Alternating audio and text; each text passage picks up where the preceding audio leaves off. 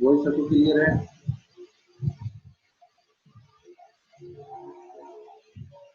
Yes sir. तो आज हम लोग आगे चलते हैं।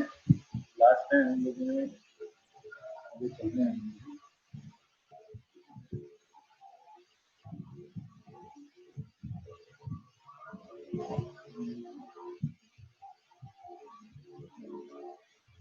सर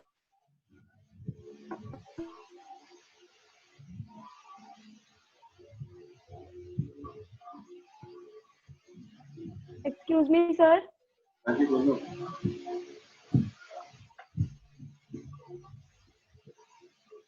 सर मैंने एक डाउट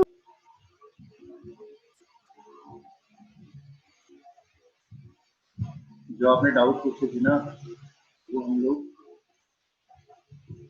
अगले लेक्चर में देखेंगे। आज तो हम लोग आगे बढ़ेंगे। एक्चुअली आप खुद सोचिए, मंडे को पेपर आता है ना। Yes sir. मंडे को पेपर है, तो इसके पहले ऊपर फ्राइडे सैटरडे को सिलेबस को खत्म करें। ये चैप्टर था काफी बड़ा, लेकिन आप लोग क्लास के लिए रेडी।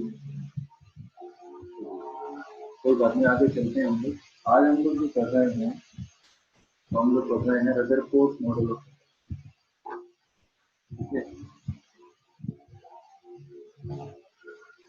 रदरफोर्ड मॉडल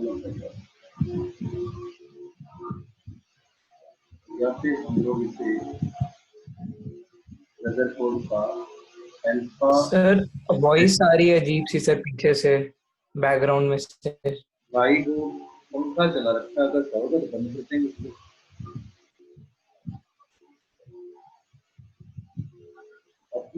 एक सेकंड, चलो बंद कर देते हैं। अब तो नहीं आ रही। नो सर अब ठीक है। कर दिया। रदरफोर्ड्स मॉडल ऑफ एटम, या फिर हम लोग इसे अल्फा स्कैटरिंग एक्सपेरिमेंट कहते हैं।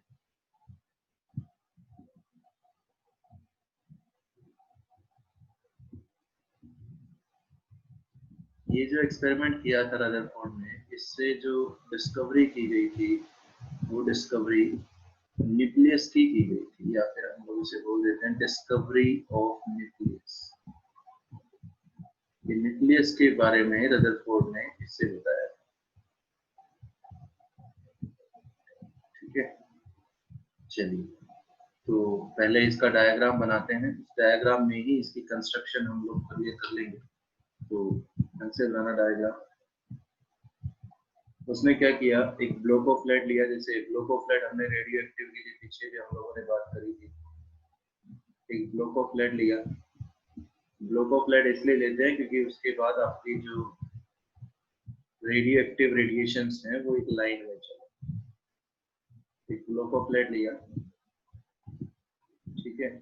अब जो रेडियो एक्टिव एलिमेंट है वो अल्फा रेज भी छोड़ता है, बीटा रेज भी छोड़ता है और गामा रेज भी छोड़ता है। ठीक है, तो अरुणिमा का क्वेश्चन शायद क्लियर हो गया होगा। अरुणिमा ने यही पूछा था कि शायद सर सिर्फ अल्फा रेज छोड़ता है या तो तीनों ही रेज छोड़ते हैं बेटा, alpha rays, beta rays, gamma rays. ठीक है, जब उसका ट्रांसफॉर्मेशन करते हैं तब पता चलता है कि बॉम्बार्डमेंट किसका हो रहा, टक्कर किससे हुई, उसके बाद डिसाइड होता है सब कुछ। तो ये एक रेडियो एक्टिव एलिमेंट लिया गया। इस रेडियो एक्टिव एलिमेंट कौन सा लिया गया? रेडियम। ठीक है, सबसे पहले क्या लिया, एक ब्लोकोप्लेट लिया, फिर उस ब्लोकोप्लेट में एक रेडियो एक्टिव एलिमेंट लिया, रेडियम एक रेडियो एक्टिव एलिमेंट है।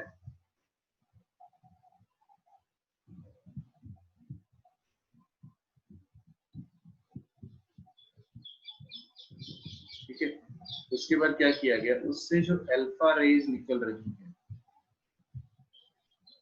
उससे जो अल्फा रेज निकल रही है,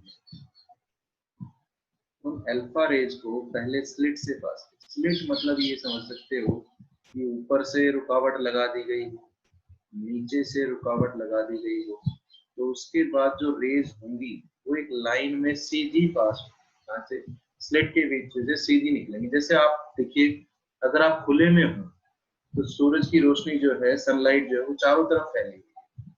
ठीक है, लेकिन अगर आप ऊपर रुकावट डाल लें, ऊपर रुकावट डाल लें, जैसे एक गत्ता ले लें, कोई गत्ता कार्डबोर्ड समझते हैं, गत्ता ले लें, उसमें गोल कर लें, ठीक है। और उसमें होल करने के बाद ऊपर भी रुकावट है, नीचे भी रुकावट है, तो उसमें जो सनलाइट अब पास होगी वो किस में दिखेगी आपको, एक लाइन में दिखेगी।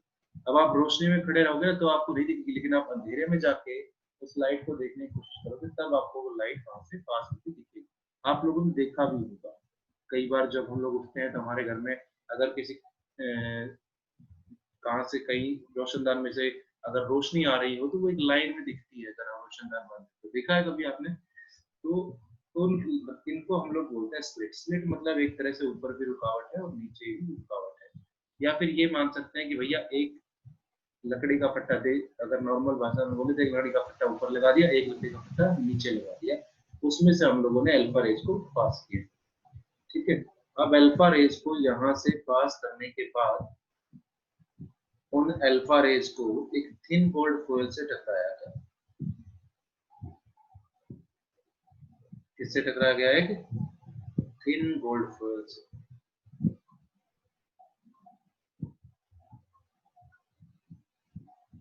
थिन गोल्ड फॉयल मतलब एक पतली सोने की चादर से उसको टकराया गया, ठीक है। और उसमें क्या चेंजेस हो रहे हैं, इन सब चेंजेस को ऑब्जर्व करने के लिए, इन सब चेंजेस को ऑब्जर्व करने के लिए उस थिन गोल्ड फॉयल के चारों तरफ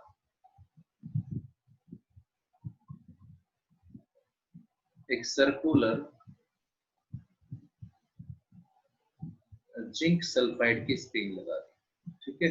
थोड़ी मेरी ड्राइंग कमजोर है। Circular zinc sulphide screen. Zinc sulphide की स्क्रीन ही क्यों यूज करते हैं? जिंक सल्फाइड की स्क्रीन इसलिए यूज करते हैं कि इसके बाद इसमें जहां जहां पर अल्फा पार्टिकल टकरा रहा होगा वहां वहां पर आपको एक स्पॉट ऑफ लाइट दिख जाएगा, ठीक है। इसके लिए आप लोग ऑब्जर्व कर सकते हैं, आप लोग पिक्चर हॉल में मूवी देखने जाते हैं तो जो स्क्रीन होती है वो भी किसकी है? जिंक सल्फाइड की, कि जैसे उस पर लाइट टकराएगी वैसे ही वो स्क्रीन चमकने लगेगी। यहाँ तक बात क्लियर है? तो मैं आगे चलूं।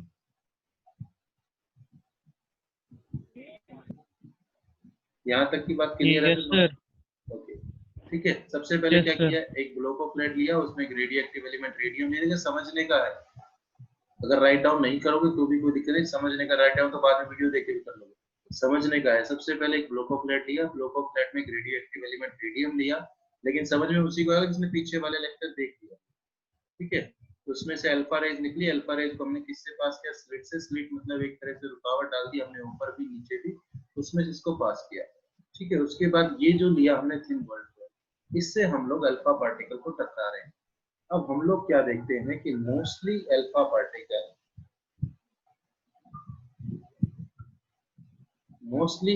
पार्टिकल जो है, सॉरी, मोस्टली अल्फा पार्टिकल जो है वो सीधे पास हो गए। इस थिन गोल्ड फॉयल में से जो हम लोग अल्फा पार्टिकल पास कर रहे थे, तो मैं क्या देख रहा हूँ कि मोस्टली अल्फा पार्टिकल जो है वो सीधे पास हो गए। Most of the alpha particle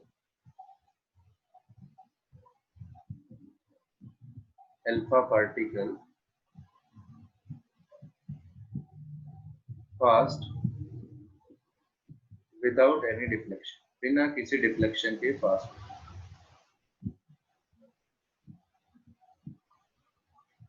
ठीक है। कुछ अल्फा पार्टिकल जो है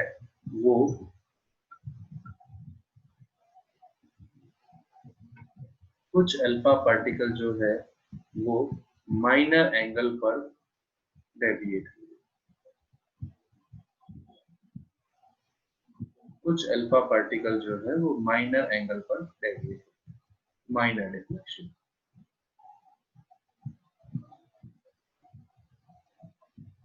ठीक है। और कुछ अल्फा पार्टिकल जो है वो मेजर डिफ्लेक्शन है।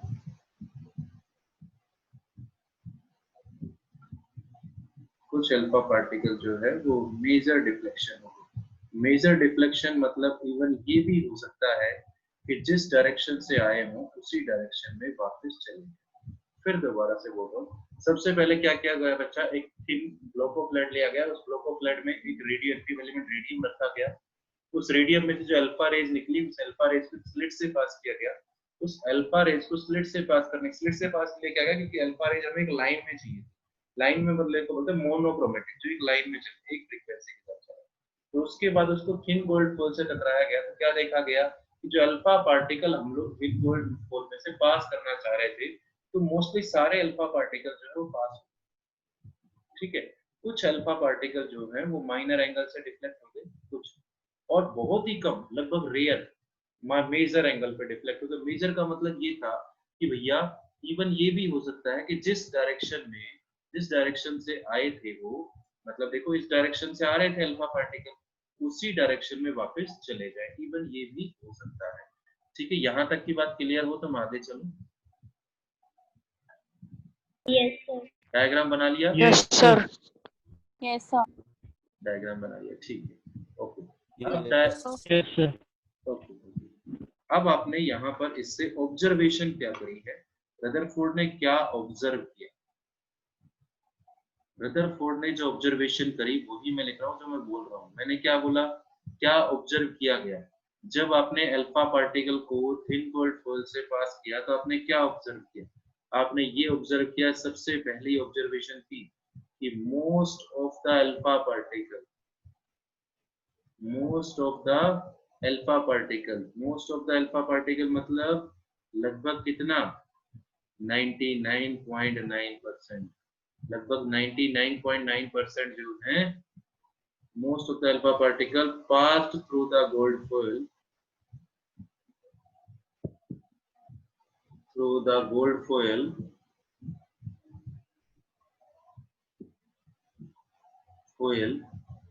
without any डिफ्लेक्शन, बिना किसी डिफ्लेक्शन के most of the alpha particle जो है वो क्या हो गए, पास हो गए। ठीक है, अब दूसरी बात हम लोग करें।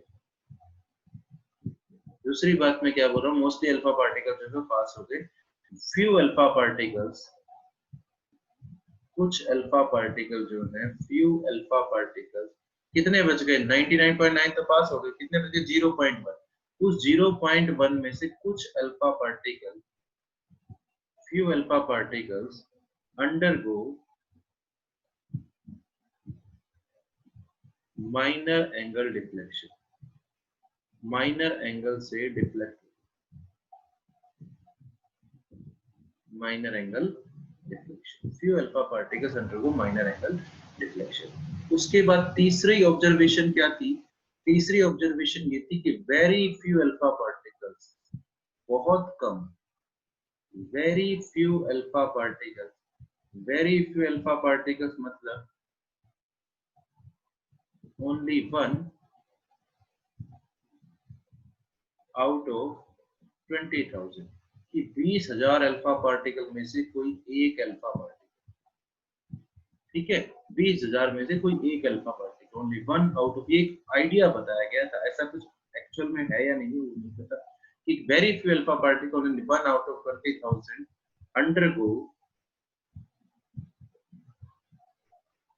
undergo major angle deflection, major angle deflection, even come back in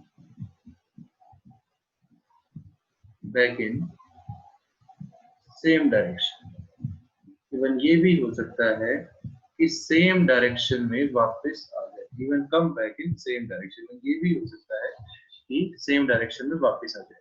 ठीक है, यहाँ तक की बातें क्लियर है, ऑब्जर्वेशन जो किया। Yes sir.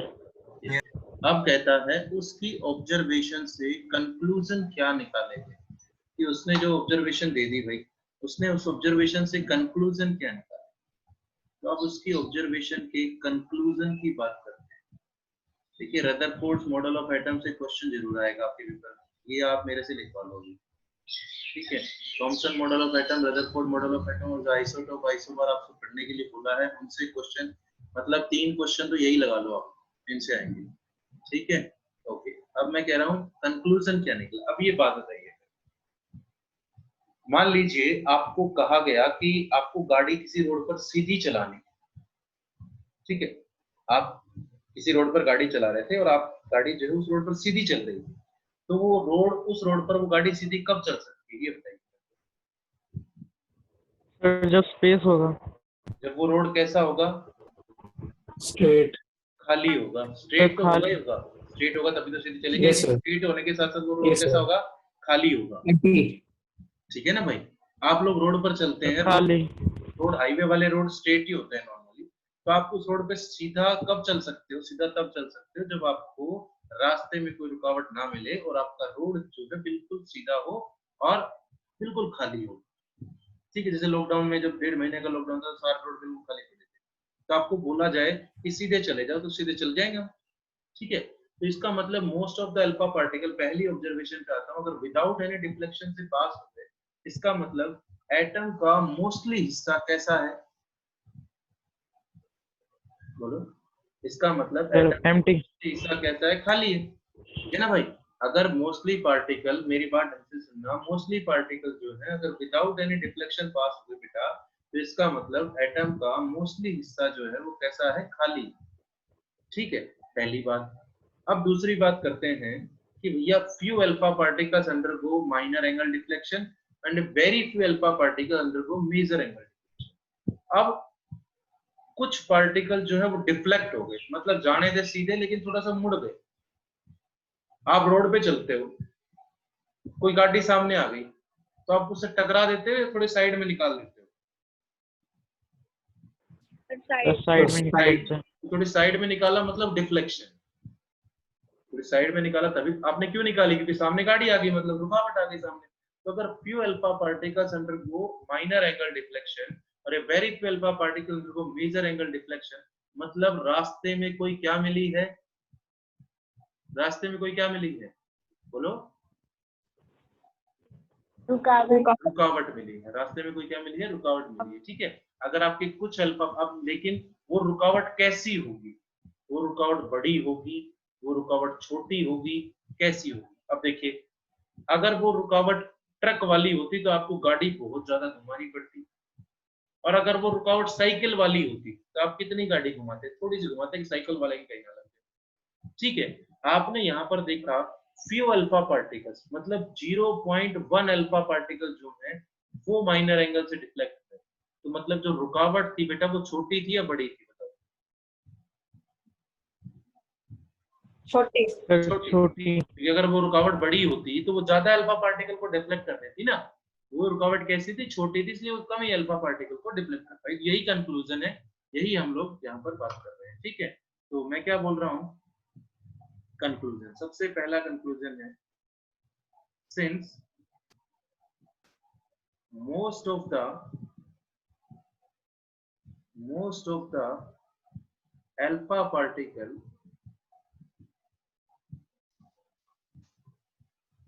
pass through the gold foil,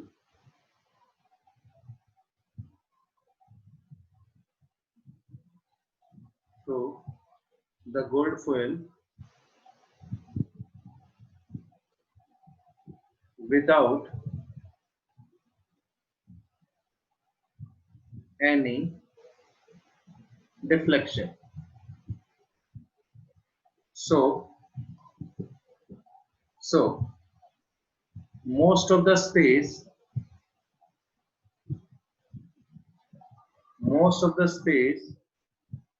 inside an atom is कैसा है, बोलो, एम्प्टी। empty। ठीक है, ओके। एम्प्टी। एक बात बोलूंगा बीच में, मेरी बात ढंग से सुनना बच्चा।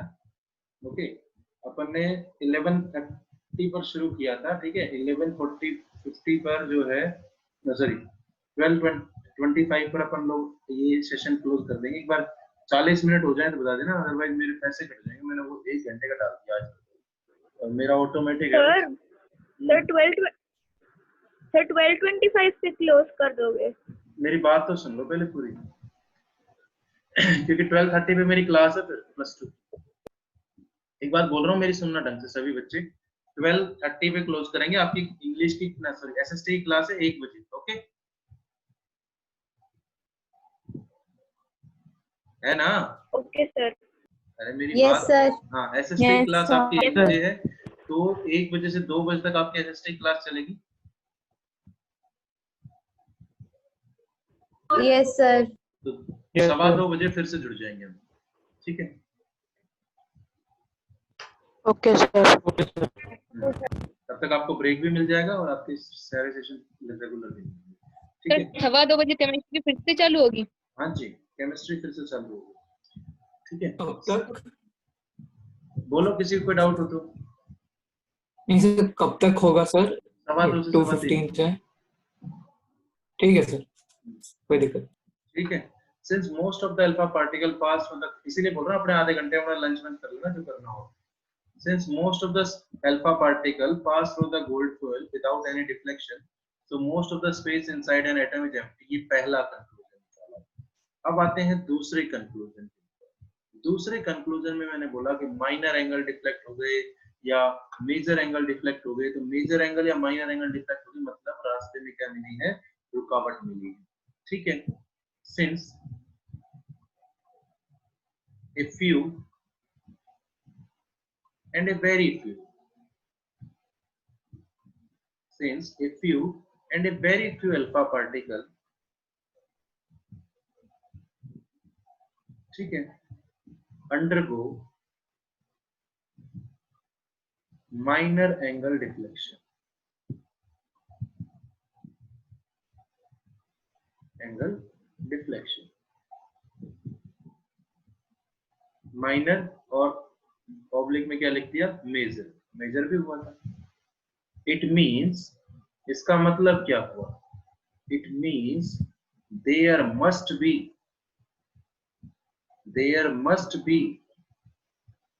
क्या होगी रास्ते में? Some obstruction in their path. उसे रास्ते में क्या मिली है? उसके रास्ते में रुकावट मिली है, सम ऑब्स्ट्रक्शन इन देयर पाथ, ठीक है? सम ऑब्स्ट्रक्शन इन देयर पाथ। अब मेरी बात ढंग से सुनना भाई, ठीक है? लास्ट टाइम मैंने कहा था भैया जब आप लेक्चर में आओ तो पढ़ के आना, ठीक है? मैं सृष्ट सोनी जी से पूछना चाहूंगा, सृष्ट सोनी जी, अल्फा पार्टिकल के ऊपर कैसा चार्ज होता है?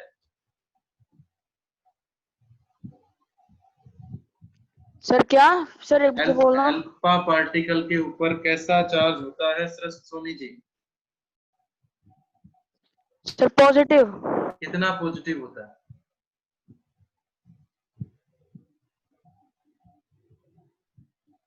कितना पॉजिटिव चार्ज होता है सृष्ट सोनी जी? एक अल्फा पार्टिकल मैंने आपको बताया था किसके बराबर होता है, वो बता दीजिए सृष्ट सोनी जी।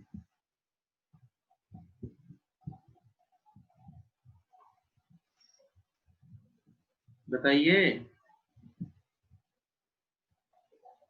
एक अल्फा पार्टिकल किसके बराबर बताया था भैया? 4He2। कितना यूनिट चार्ज होता है? 2 यूनिट पॉजिटिव चार्ज होता है, +2 यूनिट। चलो, तो उसका मतलब नहीं है मेरे को अभी मतलब है कि एक अल्फा पार्टिकल पर कैसा चार्ज होता है, बताओ? मेरे साथ साथ बोलते रहो। पॉजिटिव। एक अल्फा पार्टिकल पर कैसा चार्ज होता है? पॉजिटिव या नेगेटिव? पॉजिटिव। अब अगर कोई चीज अगर वो किसी चीज के अंदर से पूरा पास हो गया बिल्कुल सीधा, मेरी बात सुनना, अल्फा पार्टिकल के ऊपर पॉजिटिव चार्ज होता है। अगर वो किसी चीज के अंदर से पास हो गया सीधा, तो इसका मतलब उस जगह पर चार्ज कैसा होगा? Negative. मेरी बात फिर से सुनना, अल्फा नेगेटिव। पार्टिकल के ऊपर चार्ज होता है पॉजिटिव। अगर वो किसी चीज के अंदर से सीधा पास हो सकता है बिना रुकावट के, मतलब उस जगह पर चार्ज कैसा होगा बेटा? नेगेटिव चार्ज होगा। पॉजिटिव नेगेटिव ही अट्रैक्ट कर सकते हैं, इसलिए Negative. Most of the space inside an atom is empty में कैसा चार्ज लिखूं मैं यहाँ पर? नेगेटिव चार्ज है। यहाँ पर कैसा चार्ज है? नेगेटिव चार्ज है। और अगर उसे रास्ते में रुकावट मिल रही है, हाँ, अगर उसे रास्ते में रुकावट मिल रही है, अगर वो रास्ते में किसी रुकावट से डिफ्लेक्ट हो रहा है, अल्फा पार्टिकल के ऊपर पॉजिटिव चार्ज था, तो उसे अगर रिपेल कर सकता है, उसे कोई दूर भेज सकता है, तो सामने वाली चीज पर भी कैसा चार्ज होगा? पॉजिटिव। पॉजिटिव। इट जी। मींस ये जो पॉजिटिव चार्ज। ये जो रुकावट है, ये रुकावट कैसी होगी? ये रुकावट एटम के अंदर पॉजिटिव चार्ज वाली होगी। Positive. So there must be some positive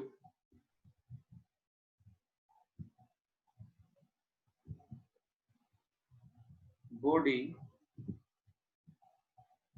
present in the nucleus, sorry, present within the atom। इसका मतलब कुछ पॉजिटिव बॉडी जो है वो प्रेजेंट है बॉडी एटम के अंदर, इन द एटम। ठीक है भाई। In small heavy, the small heavy, ये हैवी है, HEAVY है भाई, बहुत दोबारा से काट के लिख देता हूँ लेकिन समझ लेना।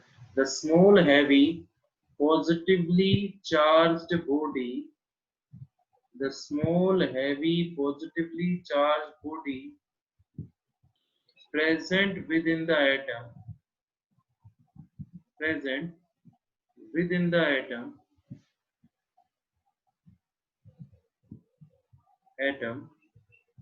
was called, क्या कहते हैं उसको? क्या कहते हैं भाई? न्यूक्लियस है। क्या कहते हैं? न्यूक्लियस। ठीक है, यहां तक की बात क्लियर है? Yes sir. Okay. Yes sir. Small heavy positively charge body बताई गई। ये जो पॉजिटिव बॉडी टकरा रही है जिससे फ्यू अल्फा पार्टिकल्स और वेरी फ्यू अल्फा पार्टिकल्स जो टकरा रहे हैं, उस small heavy positively charge body को क्या कहा गया? न्यूक्लियस कहा गया। और क्या कहा गया? उसमें कौन प्रेजेंट होंगे? And protons are present in that. ये प्रोटॉन्स के ऊपर एक ऐसा चार्ज होता है, पॉजिटिव चार्ज। थोड़ा सा ऊपर कर लेता हूं। and protons are present in them। ठीक है जी, ओके।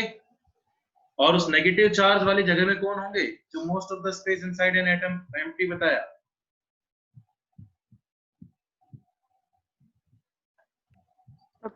प्रोटॉन्स।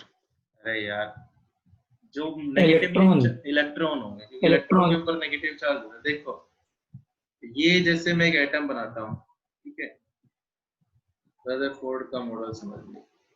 मैं कह रहा हूँ most of the alpha particle जो है वो सीधे पास हो गए।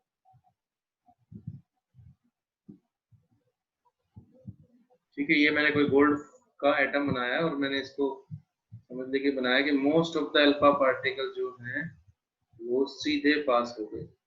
और ये बीच में न्यूक्लियस था, न्यूक्लियस के ऊपर कैसा चार्ज बता दिया? पॉजिटिव चार्ज बता दिया। जब न्यूक्लियस के नजदीक से कोई पार्टिकल निकला तो वो माइनर एंगल से डिफ्लेक्ट हो गया। जब न्यूक्लियस के नजदीक से कोई अल्फा पार्टिकल निकला तो वो माइनर एंगल से डिफ्लेक्ट हो गया। अगर कोई अल्फा पार्टिकल न्यूक्लियस से टकरा गया तो ये हो गया कि वो even come back in same direction. ठीक है ना भाई। ये जो जहां से सीधे पास हो रहे हैं इन जगह पर कौन है? इलेक्ट्रॉन्स है, नेगेटिव चार्ज। कोई दिक्कत है तो बोलिए। No sir. रदरफोर्ड का कोई क्वेश्चन इन चीजों में से पूछा जाएगा तो आप लोग बता के आएंगे। अल्फा रेस, ठीक है, ये क्या है? न्यूक्लियस। मैं फिर से एक बार आप लोगों को रिकैप करा दूं। क्या बोल रहा हूँ कि रदरफोर्ड ने जो एक्सपेरिमेंट किया उसमें देखा कि most of the space inside an atom is empty है। और अगर कोई चीज एम्प्टी है, अल्फा पार्टिकल के ऊपर पॉजिटिव चार्ज था, तो अगर उसमें से कोई चीज पास हो गई है तो इसका मतलब उस जगह पर कैसा चार्ज होगा? नेगेटिव चार्ज होगा। और नेगेटिव चार्ज हमारे इलेक्ट्रॉन्स के ऊपर होता है। उसके बाद बताया गया कि अगर कोई रुकावट फेस कर रहा है तो मतलब पॉजिटिव से रुकावट फेस कर रहा होगा, मतलब जिस चीज से टकराने की बात हो रही है वो पॉजिटिव चार्ज की है। और उसे क्या नाम दिया गया? न्यूक्लियस नाम दिया गया। जिसमें कौन प्रेजेंट है? जिसमें प्रोटॉन्स प्रेजेंट। न्यूक्लियस का मतलब होता है बेटा जो एटम के सेंटर में प्रेजेंट। ठीक है, यहां तक की बात क्लियर है?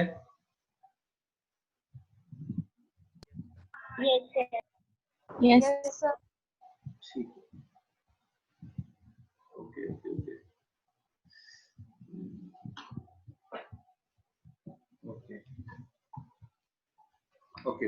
है ना। उसके बाद लिखते हैं आगे, ये था रदरफोर्ड्स का अल्फा स्कैटरिंग एक्सपेरिमेंट। अब हम लोग लिखते हैं Rutherford's model of atom. Rutherford's model of atom.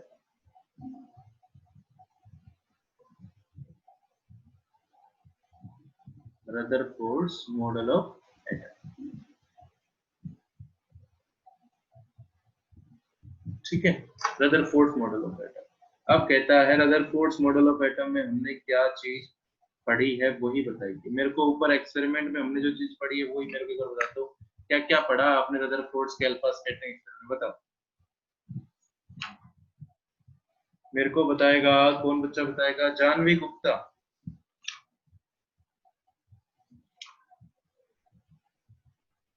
Janvi Gupta, Yes, sir. बताइए।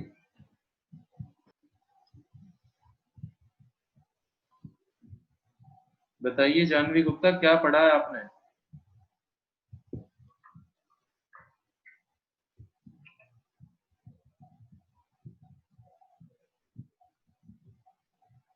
जानवी, जानवी मेरी आवाज सुन रही है आपको? एक बार बच्चा चेक करना जानवी क्लास में है या नहीं है।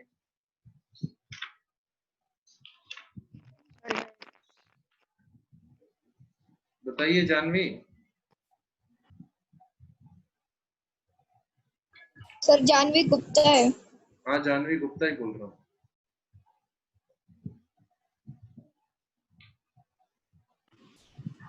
नहीं, यस सर। आपने क्या पढ़ा है अभी रदरफोर्ड्स अल्फा स्कैटरिंग एक्सपेरिमेंट में?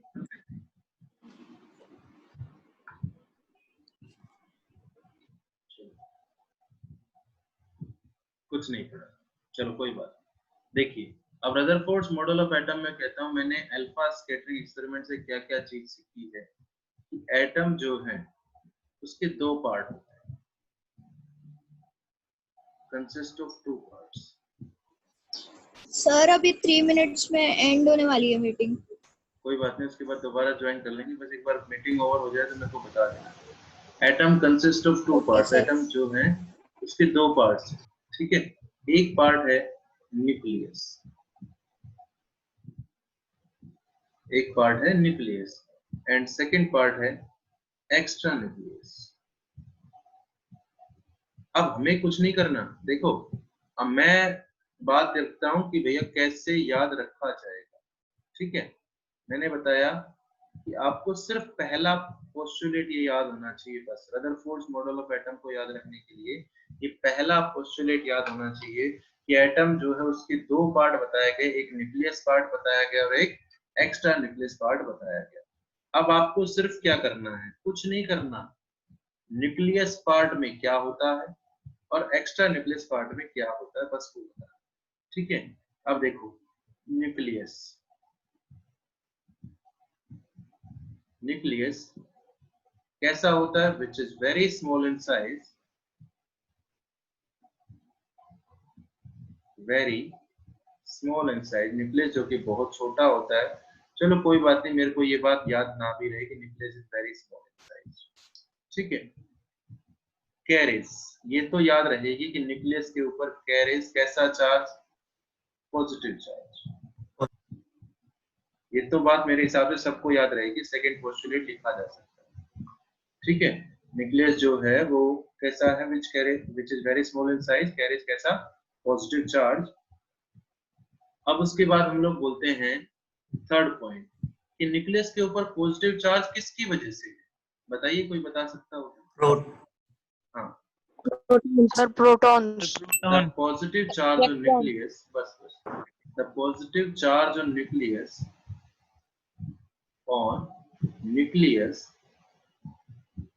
is due to protons। इसके कारण है प्रोटॉन्स के कारण न्यूक्लियस के ऊपर पॉजिटिव चार्ज, ठीक है। अब तीसरी बात, चौथी बात करें, extra nucleus portion. Extra nucleus portion, extra nucleus portion क्या बच गया, कि भैया एटम में न्यूक्लियस वाले पार्ट को छोड़कर जो पार्ट बच गया वो extra nucleus part.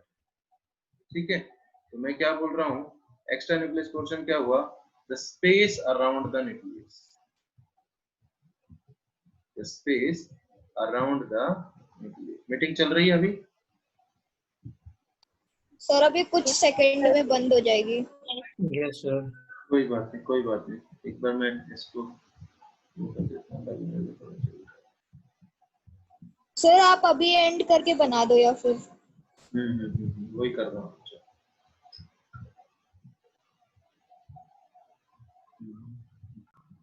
Okay sir मैंने screenshot तो कोई लिया बात लेकिन नहीं। सर पूरा नहीं आया। आरुष मैंने बता दिया, वंशिका ने भेज दिया। ठीक है सर। रिकॉर्डिंग शुरू हो गई, अगर आप चेक कर पा रहे हैं तो। Yes sir. सर हो गई रिकॉर्डिंग शुरू। ठीक, ठीक, ठीक।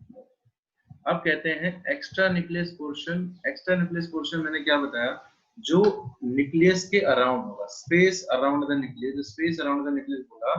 अब उसमें कौन होते हैं, in which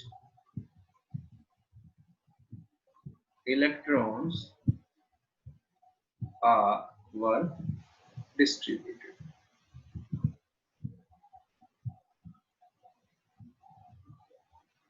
ठीक है, उसके बाद 5 क्या बोला गया, 5वां पॉइंट क्या बोला गया, the whole atom, whole atom मतलब पूरा atom, the whole atom is electrically neutral। पूरा जो एटम है वो इलेक्ट्रिकली कैसा है, वो इलेक्ट्रिकली न्यूट्रल है। The whole atom is electrically neutral। पूरा एटम जो है वो इलेक्ट्रिकली न्यूट्रल है। इलेक्ट्रिकली न्यूट्रल मतलब जितना उसके ऊपर पॉजिटिव चार्ज है उतना ही बच्चा उसके ऊपर कैसा चार्ज है, negative charge. That is total positive charge on the nucleus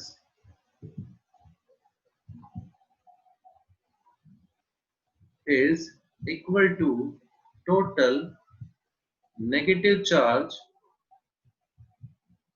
on extra nucleus।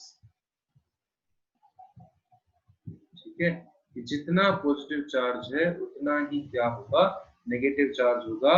जितना पॉजिटिव चार्ज न्यूक्लियस के ऊपर किसकी वजह से है, प्रोटॉन्स की वजह से। उसके बाद न्यूक्लियस के ऊपर, एक्स्ट्रा न्यूक्लियस पर नेगेटिव चार्ज किसकी वजह से है, इलेक्ट्रॉन्स।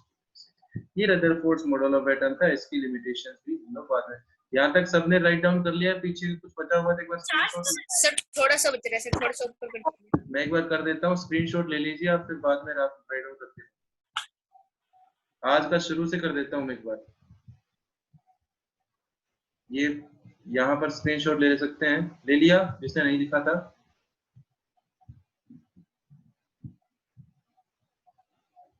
चलो स्क्रीनशॉट लेने, हाँ स्क्रीनशॉट, यहाँ तक स्क्रीनशॉट ले लीजिए।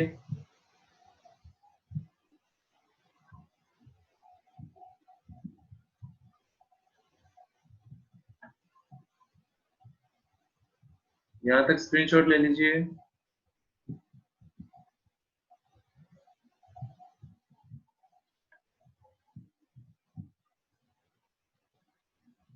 यहाँ भी स्क्रीनशॉट ले लीजिए। ले लिया? बोलो भाई। सर। चलिए चलते हैं, है ना। ओके, अब मैं उसके बाद जो बात आपको बोल रहा हूँ उस बात को मेरे को ढंग से सुनना। देखो, आपने अभी तक जो पढ़ा उसके बाद में हम लोगों ने तीनों की डिस्कवरी कर ली, इलेक्ट्रॉन की, प्रोटॉन की, न्यूट्रॉन। मेरी बात सुनना, यार एक पॉइंट रह गया भैया, एक पॉइंट रह गया, एक पॉइंट रह गया, इसका पोस्टुलेट, एक 5वां पोस्टुलेट रह गया, इसको मैं रद्द करता हूँ। 5वें से तो लिमिटेशन बनेगी इसकी। वो 5वां पॉइंट क्या है,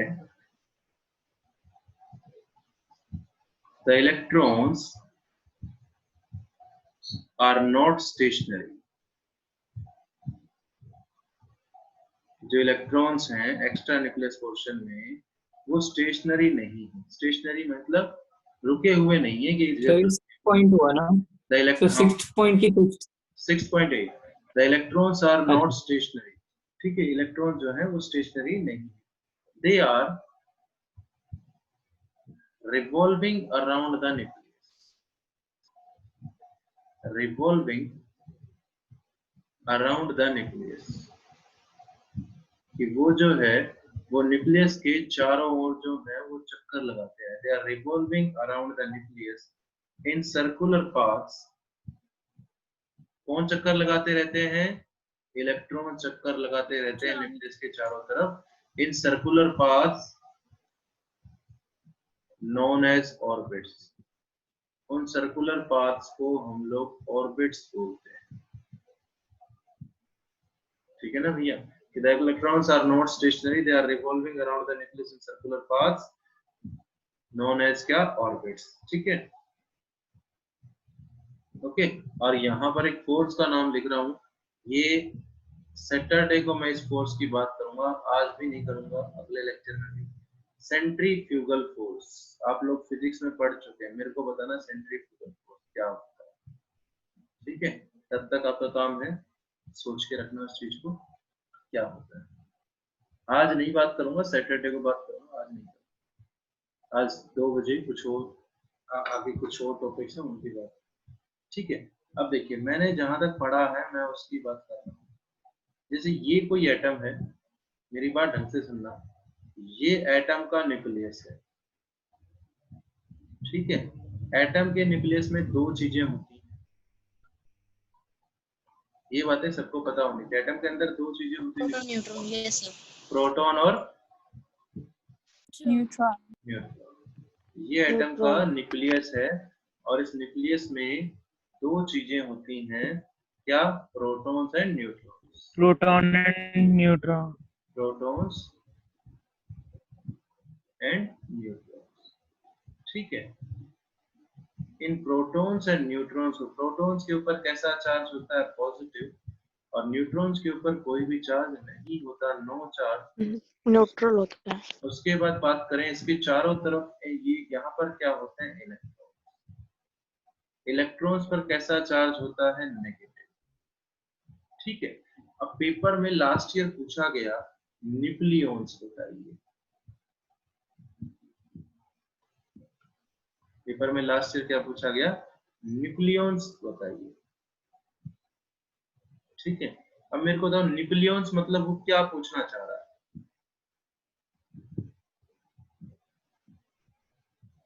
न्यूक्लियॉन्स मतलब वो पूछना चाह रहा है प्रोटॉन्स एंड न्यूक्लियस न्यूट्रॉन्स. में कितनी, नहीं, न्यूक्लियस में कौन कौन present? Number of protons plus number of neutrons. ये याद रखें. ठीक है ना भाई? न्यूक्लियॉन्स मतलब वो पूछना चाह रहा है, न्यूक्लियॉन्स मतलब number of protons plus number of neutrons पूछ रहा है. न्यूक्लियॉन्स, न्यूक्लियॉन्स मतलब न्यूक्लियस में कौन कौन सी चीजें कितनी प्रेजेंट है वो पूछना चाह रहा है. समझ गए? यहाँ तक की बात क्लियर है सबको? Yes sir. ओके. तो आगे की बात जो है, जब हम लोग मिलेंगे 2 बजे, 2:15 बजे, मैं आपको मैसेज करके दोबारा से लिंक जनरेट करके मैं आपको भेज दूंगा. तब मिलेंगे, तब बात करते हैं. आप बता दीजिए कितने बजे तक आप खाना वाना खा के फ्री हो जाएंगे. अभी तो आपके पास मैंने 40 मिनट से ऊपर दे दिया. Bye, take care. Okay sir. Yes sir. Sir थोड़ा जल्दी करना क्योंकि नेट थोड़ा कम बचता है इस टाइम तक. बेटा नेट खत्म हो जाएगा तो उसके बाद आप बाद में देख लेना, तो कल परसों जब भी आपको टाइम. Okay sir. ठीक है. चलिए अभी की बात करते हैं. यस.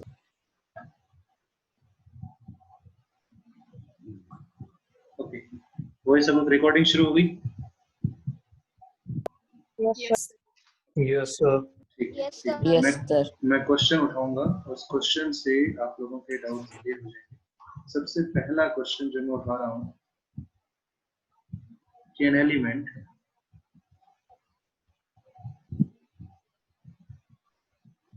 Have 3 isotopes. एक एलिमेंट जो है उसके 3 isotopes. An element have 3 isotopes with are 11, 12 and 13. ये वेट दे रखा and their percentage, voice clear है ना सबको? And their percentage of occurrence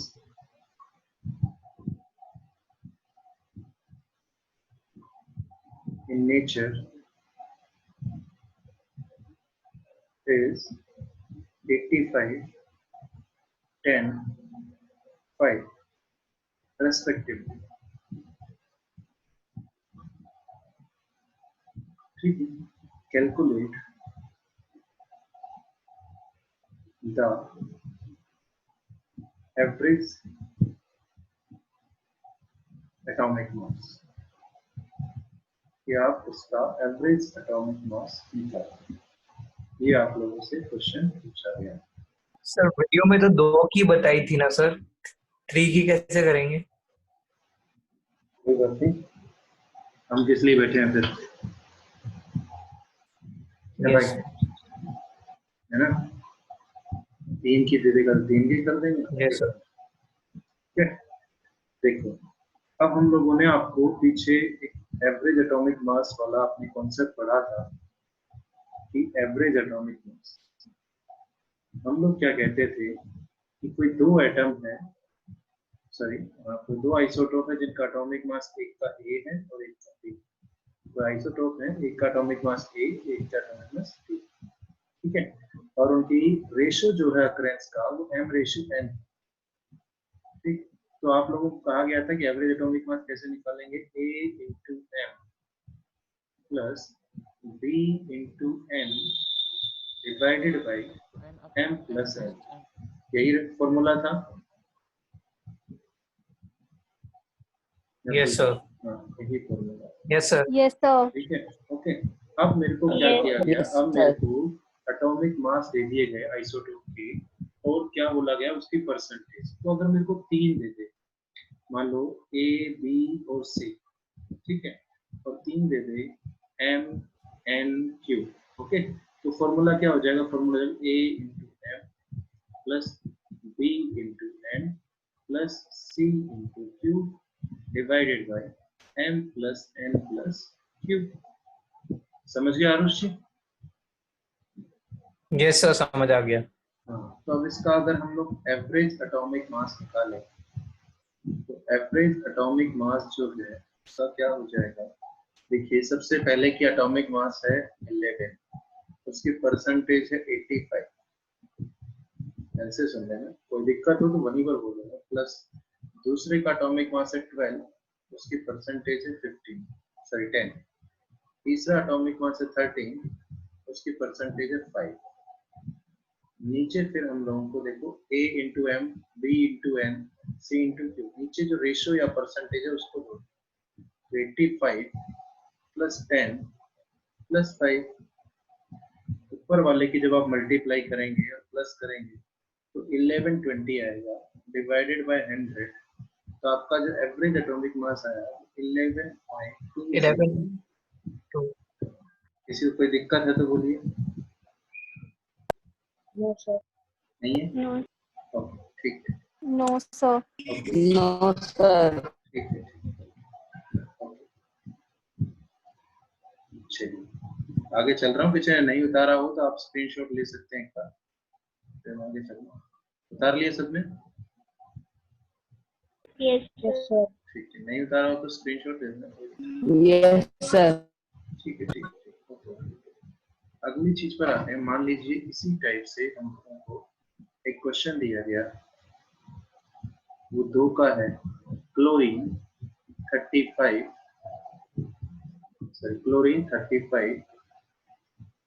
और क्लोरीन 37, ये 2 क्लोरीन दिए गए, इनकी परसेंटेज जो अकरेंस दी गई, इसकी 75% और इसकी दे दी 25%, ठीक है। बोला कि इसका एवरेज एटॉमिक मास बताना, बता सकते हैं आप लोग? Yes sir. Average atomic mass, ठीक है, कैसे निकालेंगे कि एवरेज एटॉमिक मास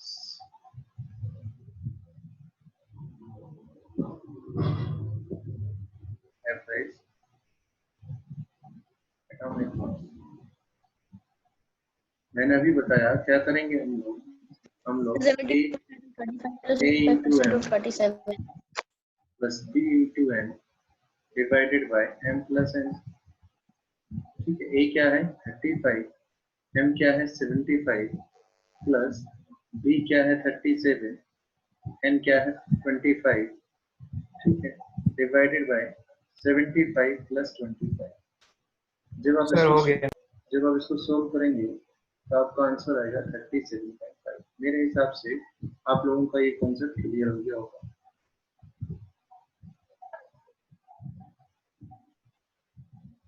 ठीक है, अगले पॉइंट पर आते हैं। अगला पॉइंट क्या है?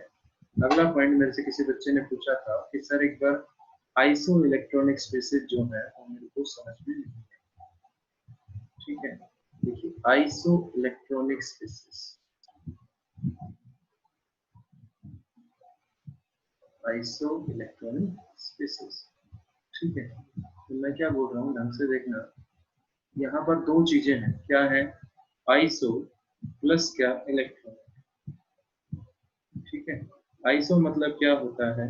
आइसो मतलब होता है सेम, और इलेक्ट्रॉनिक्स मतलब क्या होता है? इलेक्ट्रॉन्स। मतलब वो स्पेसेस जिसमें same number of electron.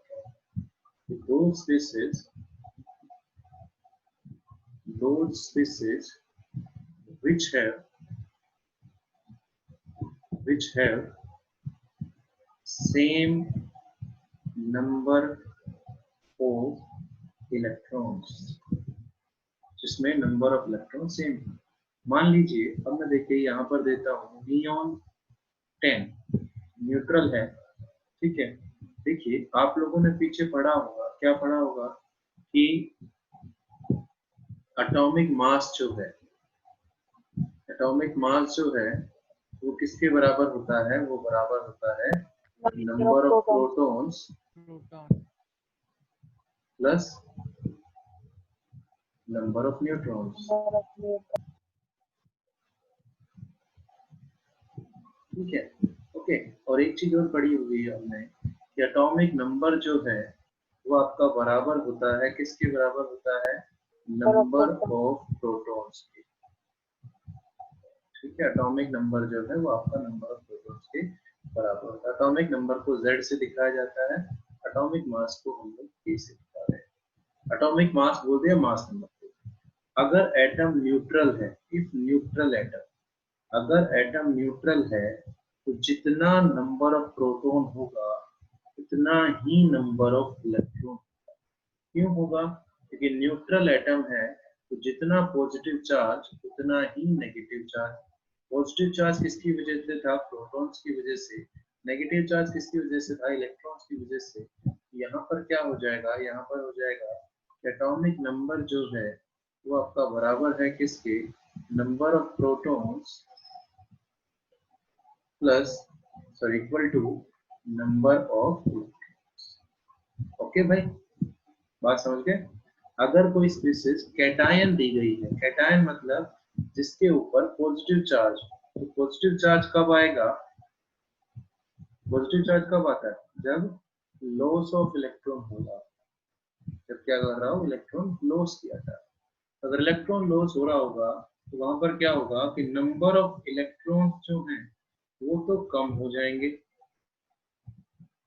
But number of protons, लेकिन नंबर ऑफ प्रोटॉन्स जो है वो क्या रहेंगे? Remains same. लेकिन नंबर ऑफ प्रोटॉन्स जो है वो पहले जैसे क्या रहेंगे? सेम। यहाँ तक किसी को कोई डाउट है तो बोलिए, बोलिए। मैं तो सीधा सीधा आगे चल सकता हूँ, लेकिन आप कोई दिक्कत ना हो फिर आप लोग बाद में कहेंगे। तो एनायन, एनायन कब होगा? जब किसी के ऊपर ऐसा चार्ज हो नेगेटिव। तो नेगेटिव कब आएगा? जब नंबर गेन ऑफ इलेक्ट्रॉन। तो अगर इलेक्ट्रॉन गेन करेगा तो क्या होगा कि इलेक्ट्रॉन की संख्या जितनी पहले थी उससे बढ़ जाएगी, नंबर ऑफ इलेक्ट्रॉन्स इंक्रीज हो जाएंगे। वाइल यहाँ पर भी नंबर ऑफ प्रोटॉन्स जो है वो क्या रहेंगे? सेम रहेंगे, ठीक है। नंबर ऑफ प्रोटॉन्स जो है वो क्या रहेंगे, सेम रहेंगे। अब मैं एक बात बोल रहा हूँ, आप लोगों ने अभी लिखा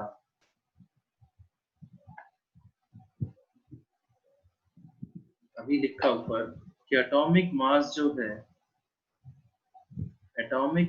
जो है जिसे आप लोग ए से दिखाते हो वो बराबर होता है number of protons plus number of neutrons. ऐसा क्यों बोला गया? ऐसा इसलिए बोला गया क्योंकि किसी भी बॉडी का मास जो है वो उसके सेंटर में कॉन्सेंट्रेट होता है, और एटम के सेंटर में कौन कौन होते हैं? प्रोटॉन्स होता है और न्यूट्रॉन्स होता है। तो number of protons plus number of neutrons, number of protons हमेशा बराबर रहेंगे एटॉमिक नंबर के। इसके बराबर रहेंगे हमेशा एटॉमिक नंबर के प्लस नंबर ऑफ न्यूट्रॉन्स। तो अगर मेरे को नंबर ऑफ न्यूट्रॉन्स निकालने हो तो नंबर ऑफ न्यूट्रॉन्स निकालने का डायरेक्ट फॉर्मूला है, क्या फॉर्मूला है कि atomic mass minus atomic number. हाँ, मैं मानता हूँ आप लोगों ने पढ़ लिया होगा, मैं सिर्फ आपको रिकैप करा रहा हूँ। थोड़ा टाइम लगेगा हम लोगों को, कोई दिक्कत नहीं है, लेकिन ये है कि किस बच्चे ने नहीं पढ़ा हो तो उसको भी समझ में आ जाए, ठीक है। एटॉमिक मास माइनस एटॉमिक, यहाँ तक की बात आई थिंक सो सबके क्लियर होगी। Yes sir. ओके, यस तो अब मैं एक एग्जांपल ले भी लेता हूँ। मैं एग्जांपल क्या ले रहा हूँ, मेरे को दिया गया 80 Br 35 ये दिया गया। बोला गया किसी भी एटम की रिप्रेजेंटेशन इस तरह से होती है कि एटम X है, ये जो ऊपर लिखा होता है दैट इज A मतलब एटॉमिक मास, नीचे लिखा होता है Z जो एटॉमिक नंबर। तो यहाँ पर मैं क्या बोल सकता हूँ, इस एटम को देख के, मैं इस एटम को देख के बोल सकता हूँ कि इसका एटॉमिक नंबर जो है वो कितना है भैया, बोलो। 35। ठीक है, मैं इसका एटॉमिक मास बता सकता हूँ देख के कि इसका एटॉमिक मास जो है वो कितना है, 80। Atomic number is 80. Always equal to number of protons, ठीक है ना। अभी बताया ऊपर कि atomic number is always equal to number of protons, तो नंबर ऑफ प्रोटॉन्स भी कितने होंगे, 35। एंड एटम न्यूट्रल है आपका, देखिए न्यूट्रल एटम है, तो नंबर ऑफ प्रोटॉन्स और नंबर ऑफ इलेक्ट्रॉन्स वो दोनों क्या होंगे, बराबर होंगे। न्यूट्रल एटम में नंबर ऑफ प्रोटॉन्स और इलेक्ट्रॉन्स जितना पॉजिटिव उतना ही नेगेटिव इलेक्ट्रॉन्स भी होंगे 35। न्यूट्रॉन्स निकालने हैं, तो न्यूट्रॉन्स कैसे निकालोगे, न्यूट्रॉन्स हम लोग निकालेंगे atomic mass minus atomic number, ठीक है। ओके, अब एटॉमिक मास कितना 80, एटॉमिक नंबर कितना 35, तो कितना हो गया 5 और 7 45 35 45 ठीक है ना। ओके, अब कहता है यहाँ पर मैं इस क्वेश्चन को थोड़ा सा चेंज कर देता हूँ। मान लीजिए मेरे पास दिया जाता Br नेगेटिव, वही सब कुछ लिखा हुआ था 80 35, तो मैंने इसको देख के सबसे पहले लिखा एटॉमिक नंबर 35, एटॉमिक मास 80, मैंने लिखा number of protons 35, number of neutrons भी निकाल दिए, ठीक है। नंबर ऑफ इलेक्ट्रॉन्स अब 35 नहीं, क्यों नहीं होंगे, क्योंकि एक इलेक्ट्रॉन उसने क्या कर लिया, गेन कर लिया। अब यहाँ पर इस केस में नंबर ऑफ इलेक्ट्रॉन्स जो है वो 36 हो जाएगी। अगर पॉजिटिव होता तो नंबर ऑफ इलेक्ट्रॉन्स उतने क्या हो जाते, कम होता। अब मैं आता हूँ वापस से अपनी आइसो इलेक्ट्रॉनिक स्पीशीज वाली बात पर। आइसो इलेक्ट्रॉनिक में मैंने बोला था कि वो स्पीशीज जिसमें नंबर ऑफ इलेक्ट्रॉन्स क्या रहेंगे, सेम रहेंगे, उसे हम लोग आइसो इलेक्ट्रॉनिक स्पीशीज बोलते हैं। जैसे मैंने यहाँ पर लिखा नियोन, नियोन का एटॉमिक नंबर होता है 10, मैंने लिखा यहाँ पर एटॉमिक नंबर 10 है, तो बताइए नंबर ऑफ प्रोटॉन्स कितने होंगे, 10 होंगे। न्यूट्रल है तो नंबर ऑफ इलेक्ट्रॉन्स भी कितने होंगे, 10 ही होंगे, 10। ठीक है। अब मैं बात करता हूँ, दूसरी बात आई, मान लीजिए आपको मिला Na पॉजिटिव, एटॉमिक नंबर कितना है 11, ठीक है। Atomic number 11। तो नंबर ऑफ प्रोटॉन्स भी कितने हो गए? 11 11। नंबर ऑफ इलेक्ट्रॉन्स कितने हो गए? 11 माइनस 1। क्यों? क्योंकि उसने एक इलेक्ट्रॉन क्या कर दिया? लॉस कर दिया। कितने हो गए? 10। ठीक है। अब ओके, Mg2 पॉजिटिव, समझ रहे हैं ना जो मैं बोल रहा हूँ?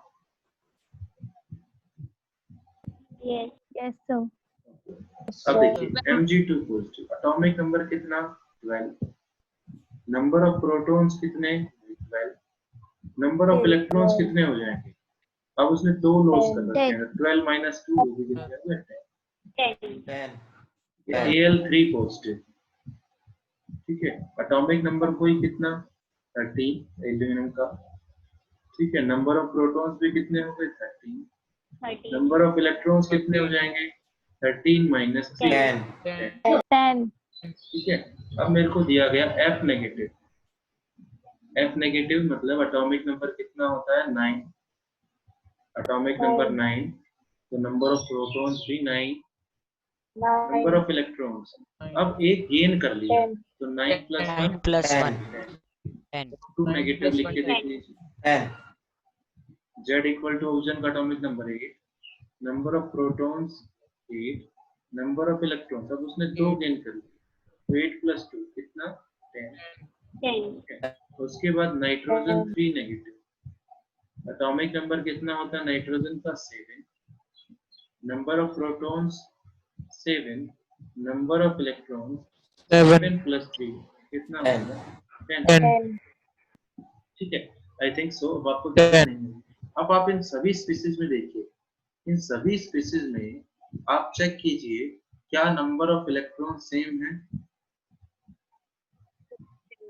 Yes sir Yes. Number of electrons 10 है। यस सर अगर नंबर ऑफ इलेक्ट्रॉन सेम है तो उसे हम लोग आइसो इलेक्ट्रॉनिक स्पीसीज बोलते हैं। I think so. सृष्ट सोनी जी, अब क्लियर होगी आपको? यस सर पर मैंने नहीं पूछा था सर। जिसने भी पूछा था आपने आइसो डायफल्सर आइसोस्टर्स पूछा था।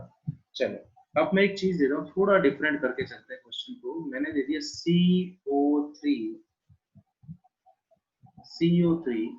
2 नेगेटिव और एक दे दिया NO3 नेगेटिव। बोला गया कि ये बताइए क्या ये दोनों आइसो इलेक्ट्रॉनिक हैं या आइसो इलेक्ट्रॉनिक नहीं है? चलिए, तो ऐसे हम लोग क्या करेंगे, इसमें हम लोग अलग अलग इलेक्ट्रॉन गिनेंगे। कार्बन का एटॉमिक नंबर सबको पता है कितना होता है? 6। एटॉमिक नंबर 6, तो नंबर ऑफ प्रोटॉन्स भी 6, नंबर ऑफ इलेक्ट्रॉन्स भी 6। ठीक है। Oxygen atomic number 8, number of protons भी 8, नंबर ऑफ इलेक्ट्रॉन्स भी 8। ठीक। अब उसके बाद एक कार्बन है, एक ही कार्बन है, देखिए उसके पास कितने इलेक्ट्रॉन है? 6 प्लस 3 ऑक्सीजन है, एक ऑक्सीजन के पास कितने हैं? 8 माइनस 2 4 मतलब 2 इलेक्ट्रॉन उसने गेन कर लिए। तो टोटल बताओ कितने हो गए?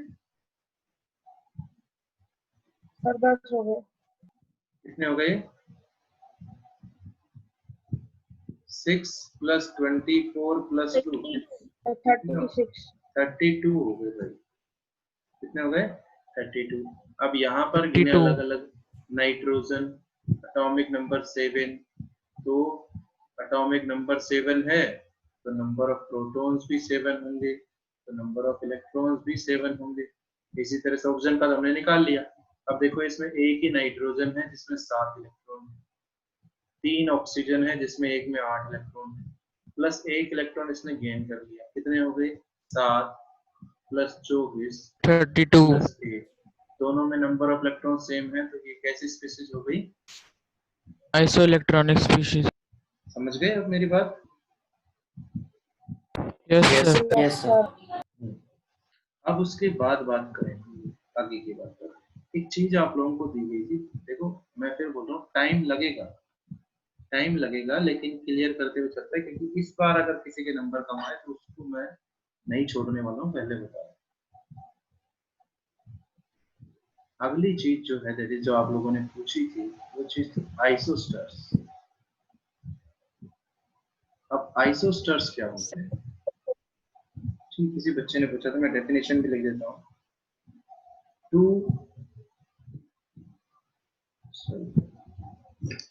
सर मैंने पूछा था। हाँ कोई बात नहीं बच्चा, आप क्लियर हो जाए तो बोल देना। टू और मोर देन टू मॉलिक्यूल, दो या दो से ज्यादा मॉलिक्यूल, टू और मोर देन टू मॉलिक्यूल, ठीक है, which contain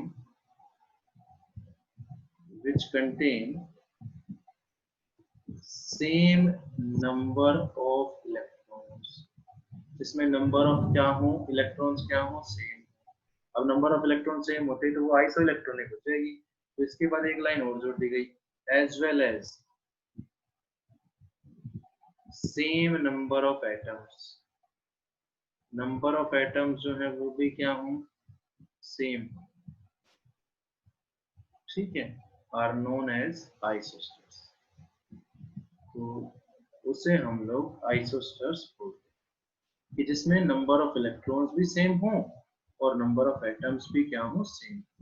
देखो अभी हमने ऊपर एक iso number of electron check किए थे मॉलिक्यूल, मॉलिक्यूल की बात कर रहा हूं, ये मॉलिक्यूल। अब देखिए CO3 2 नेगेटिव और NO3 नेगेटिव, क्या इन दोनों में नंबर ऑफ इलेक्ट्रॉन सेम है? अभी आपने निकाले हैं,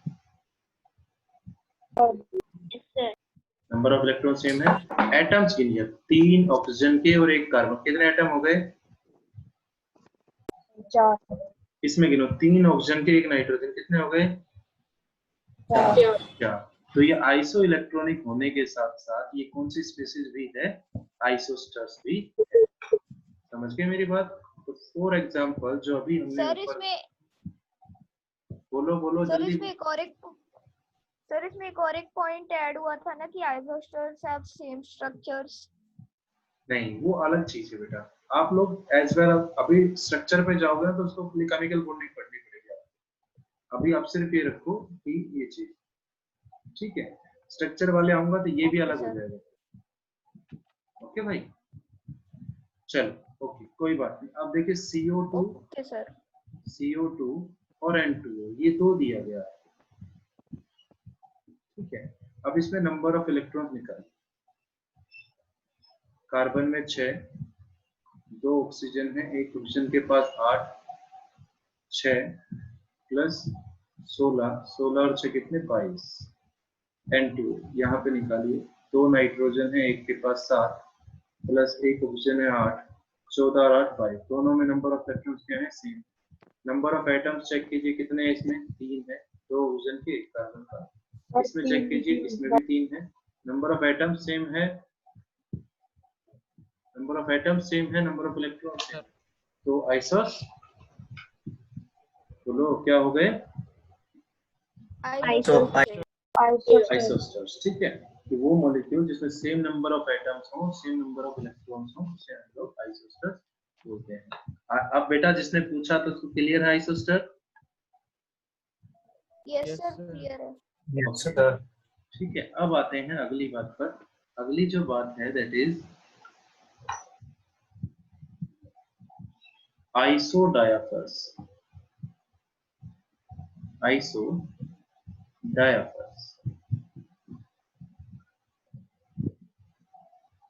आइसोडायाफर्स, ठीक है। अब देखिए आइसो मतलब सेम, डायाफर मतलब होता है डिफरेंस। डायाफर मतलब क्या होता है? डिफरेंस। तो these are the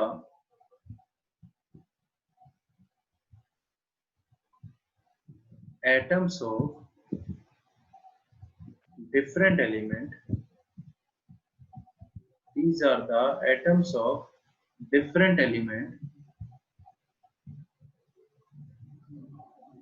which have same number of, which have same n minus p difference। ये n minus p difference का मतलब क्या है? n minus p difference का मतलब है न्यूट्रॉन माइनस प्रोटॉन का डिफरेंस सेम हो। न्यूट्रॉन्स माइनस प्रोटॉन का डिफरेंस क्या हो? सेम हो। These are the atoms of different element के होंगे, और उसमें n minus p जो है वो सेम होगा, मतलब न्यूट्रॉन माइनस प्रोटॉन का जो डिफरेंस है वो क्या होगा, सेम। एग्जांपल से क्लियर हो जाएगा, जिस भी बच्चे का डाउट था वो प्लीज बोल दे जब ये चीज हो जाए, ठीक है। सर थोरियम और यूरेनियम होगा। कोई बात नहीं, मैं एक एग्जांपल लेता हूँ, बोरोन कार्बन, ठीक है। बोरोन का एटॉमिक मास 11, कार्बन का एटॉमिक मास 13, ठीक है। Boron atomic number 5, carbon atomic number 6, ठीक है। तो मैं यहाँ पर क्या क्या बात लिख सकता हूँ बताइए। मैं सबसे पहले लिख सकता हूँ ए मतलब क्या था, एटॉमिक मास कितना है 11, यहाँ पर एटॉमिक मास कितना है 13। मैं एटॉमिक नंबर जेड लिख सकता हूँ 5, यहाँ पर एटॉमिक नंबर कितना हो गया 6। मैं लिख सकता हूँ नंबर ऑफ प्रोटॉन्स 5, मैं लिख सकता हूँ नंबर ऑफ प्रोटॉन्स 6, मैं लिख सकता हूँ number of electrons 5, number of electrons 6, मैं लिख सकता हूँ नंबर ऑफ न्यूट्रॉन्स 11 माइनस 5 कितना 6। बेटा म्यूट कर लें अपने आप को। नंबर ऑफ न्यूट्रॉन 13 माइनस 6 कितना 7, ठीक है। ये सब चीजें आप लोग निकाल सकते हो मेरे हिसाब से, और भैया आप भी अगर कोई नहीं निकाल पा रहा हो तो फिर तो उसका इलाज नहीं है मेरे पास, ठीक है। मेरे हिसाब से अब आप लोग निकाल सकते हैं। अब यहाँ पर हम लोगों को चेक करना है कि n minus p difference same है या नहीं। तो न्यूट्रॉन माइनस प्रोटॉन का डिफरेंस चेक कीजिए कितना है, 6 न्यूट्रॉन है 5 प्रोटॉन है, कितना हो गया 5। यहाँ पर चेक कीजिए 7 माइनस 6 कितना हो गया 5, बोलो सॉरी 7 माइनस 6 कितना हो गया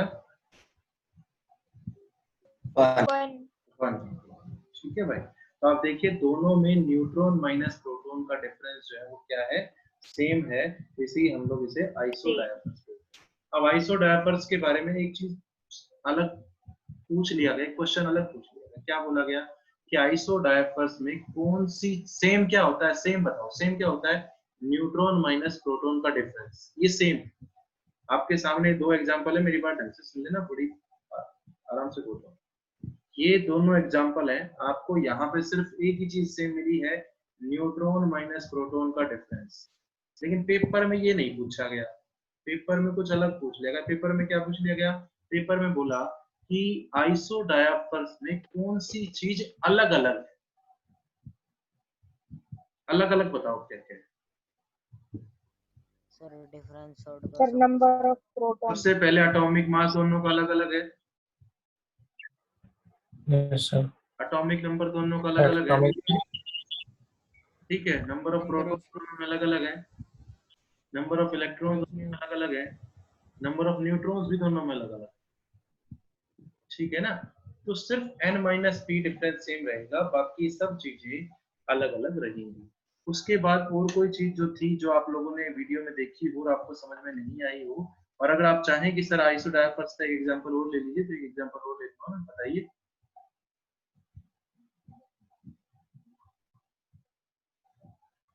सर मैंने 2 क्वेश्चंस के स्क्रीनशॉट भेजे थे आपको। आरुष मैं एक बार देखता हूँ। Yes sir.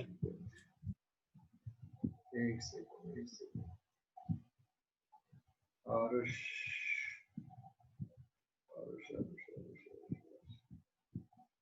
आरुष इसमें मोल कॉन्सेप्ट में आइसोस्टर्स बोल रखा आपने। Yes sir. तो वो तो क्लियर हो गया। यस सर, वो तो दोनों क्लियर हो गए। हाँ ठीक है। और उससे ऊपर जो भेज रखा है, उससे ऊपर भेज रखा आइसोटोपिक वेट वाला, वो भी बता दिया। Yes sir. ठीक है, वो यस दिया सर। था। उससे ऊपर आपने भेज रखा है आइसोटोप वाला, वो भी उठा लिया। ठीक है सर। कौन सा रह गया? बोरोन वाला उठाया था आपने, बोरोन वाला बोला था, मैंने कार्बन वाला उठा ना, क्लोरीन वाला उठा लिया। तो बस फर्क कितना ही, आप कहोगे तो मैं वो उठा लूंगा दोबारा से। Okay sir. है भाई, बोलो। यस सर, एक बार करा दीजिए अभी वाला। नालायक, तूने तो सब्सक्राइब भी नहीं कर रखा अब तक है। क्या सर? वीडियो देख रख के सब्सक्राइब भी नहीं कर रखा चैनल को, है? सर मम्मी के फोन से देखा था सर, मेरे वाले फोन में सब्सक्राइब्ड है। अच्छा कोई बात नहीं, वो तो मजाक है। मैं ये बोल रहा था, हाँ क्या मैंने कर रखा है सर। क्या बोल रहे थे आप? बोरोन वाला वो बताऊं क्या, ब्रोमीन वाला? यस सर, यस सर, तो यस ठीक सर। ठीक है, ठीक है। मिलेगा वो क्वेश्चन तो मैं देखता हूँ, ढूंढना पड़ेगा बुक में भाई मेरे को, क्योंकि जो तूने भेजी है ना फोटो, उसमें मेरे को क्वेश्चन ढंग से नहीं, फोटो तो दिखे क्वेश्चन नहीं दिखा। बस 1 मिनट रुक जाइए अभी।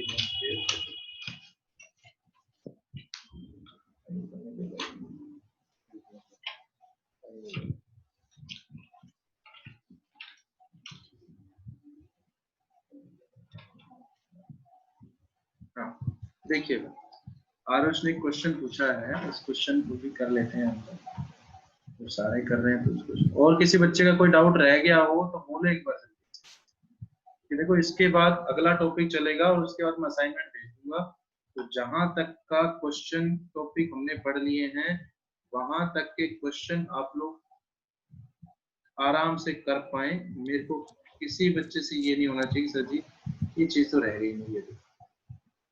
नेचुरली सर अभी तो मीटिंग एंड होने वाली है 3 मिनट में।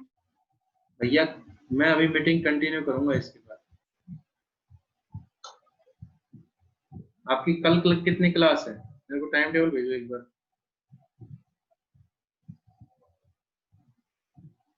कोई बच्चा मेरे को टाइम टेबल भेज देना। अभी तो 3:30 टाइम टेबल के हिसाब से कोई नहीं लेता class. Naturally occurring boron consist of, बेटा टाइमिंग की नहीं कह रहा मैं कह रहा हूँ कल क्लास किस किस की है। टाइमिंग तो चेंज हो जाते हैं, हो गया क्योंकि और क्लासेस भी होती हैं दूसरी क्लास की, ठीक है। तो टाइमिंग तो चेंज हो जाए। जैसे मेरी 12th की क्लास थी तो वो टाइमिंग मैच नहीं हो रहा आप लोगों के साथ, फिर भी कोई बात नहीं। लेकिन मैं पूछ रहा हूँ कल किस किस की क्लास है? क्लास तो उसी की होगी ना, कोई नया सब्जेक्ट थोड़ी ऐड हो जाएगा।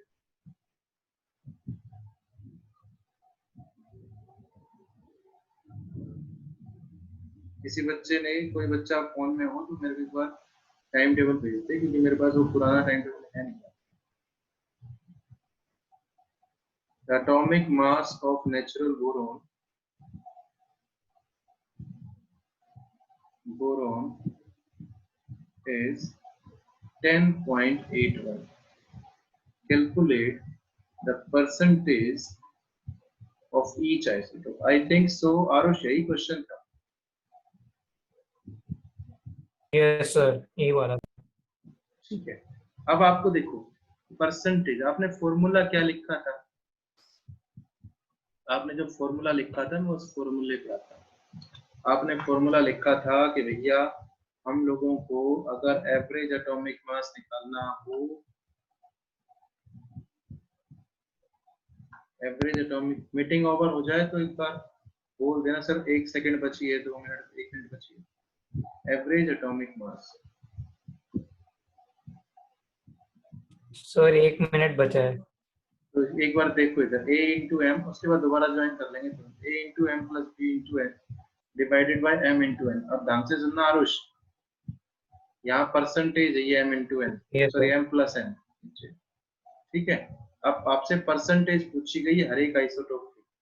तो अगर मान ले m की परसेंटेज x मान लो तो n की कितनी हो जाएगी? 100 माइनस x हो जाएगी या नहीं हो जाएगी? बोल यस सर। तो बस तो 10.81 average atomic mass, 10.01 into x plus 11.01 into 100 minus x, और परसेंटेज दोनों को जोड़ोगे तो 100 ही आएगा। सॉल्व कर लेना, आ जाएगी वैल्यू। नहीं हुआ? हो गया, आगे समझ सर। Yes sir. ठीक है, अब मीटिंग ओवर होने वाली Yes, है sir. तो एक बार दोबारा से ज्वाइन करेंगे, फिर आगे चलेंगे हम लोग। पीछे का किसी का डाउट होगा तो पूछ लेंगे अभी। ठीक, ओके, अभी 40 सेकंड बाकी है। कोई बात नहीं, अभी सुबह मैं रोक रहा हूँ। दोबारा ज्वाइन करेंगे, मैं दोबारा से भी बोल रहा हूँ।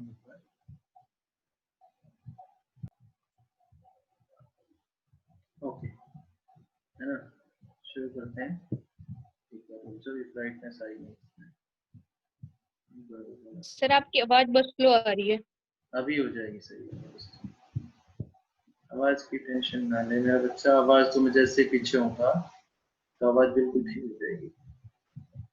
अब ठीक है आवाज? Yes sir.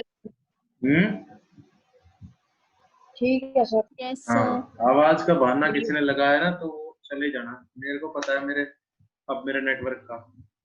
चलो एक बार ऊपर वाला दिखा दो। लो जी बच्चा, बिल्कुल लो, स्क्रीनशॉट ले लेना। ले लिया? Yes sir. ओके, अगर आप देख पा रहे हो रिकॉर्डिंग शुरू हो गई भाई? Yes sir. ठीक, सर ओके, चलो कोई बात नहीं, अब शुरू करते हैं। तो अगला जो टॉपिक हम लोग पढ़ रहे हैं दैट इज, भैया बात वो नहीं है कि सर 40 मिनट ज्यादा हो जाएंगे, मैं समझ सकता हूँ, लेकिन आप खुद सोचिए कि आप पेपर में क्या बिना पूरा सिलेबस करे बैठेंगे? हैं? Planck's quantum theory,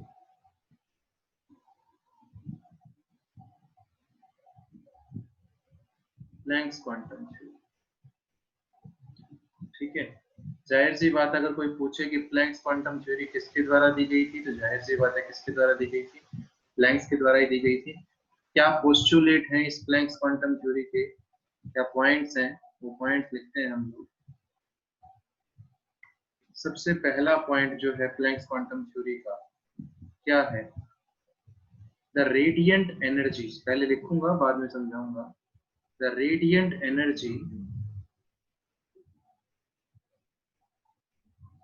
emitted or absorbed,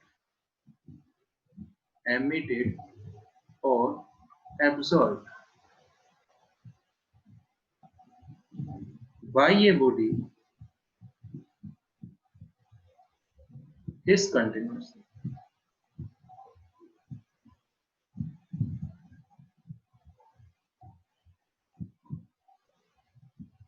By a body discontinuously in the form of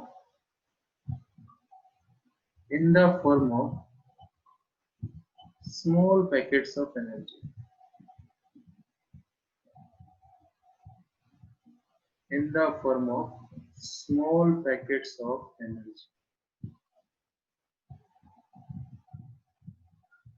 called quanta. QUANTA, quanta. क्या है भाई? क्वांटा, ठीक है। कि रेडिएंट एनर्जी एमिटेड और एब्जॉर्ब बाय बॉडी डिसकंटिन्यूअसली, यानी कि not continuously, in the form of small packets of energy called quanta. अब सेकंड पॉइंट जो है, एक्सक्यूज मी सर। हाँ जी सर सर एक रिक्वेस्ट थी सर, संडे को आप क्लास मत लीजिएगा सर, कल ले लीजिएगा क्लास। संडे क्या? सर संडे अगले दिन सर रीजनिंग है। पेपर है या फिर क्या है? सर यस सर, एनटीएससी है सर रीजनिंग चलो का। देख लूंगा, मैं कर लूंगा, मैं बता दूंगा जैसे तुम्हारा टाइम टेबल देख के, ठीक है। जी sir. Okay. In case of light, the smallest packet of energy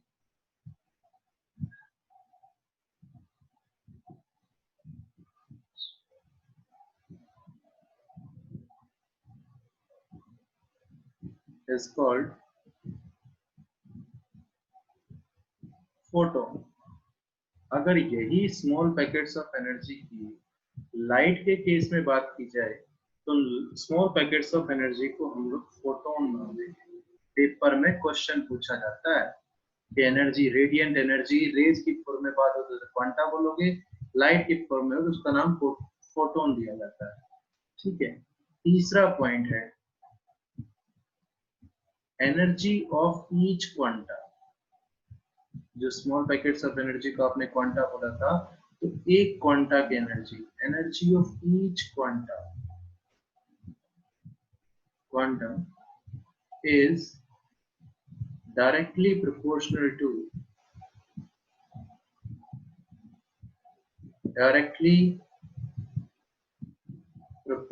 to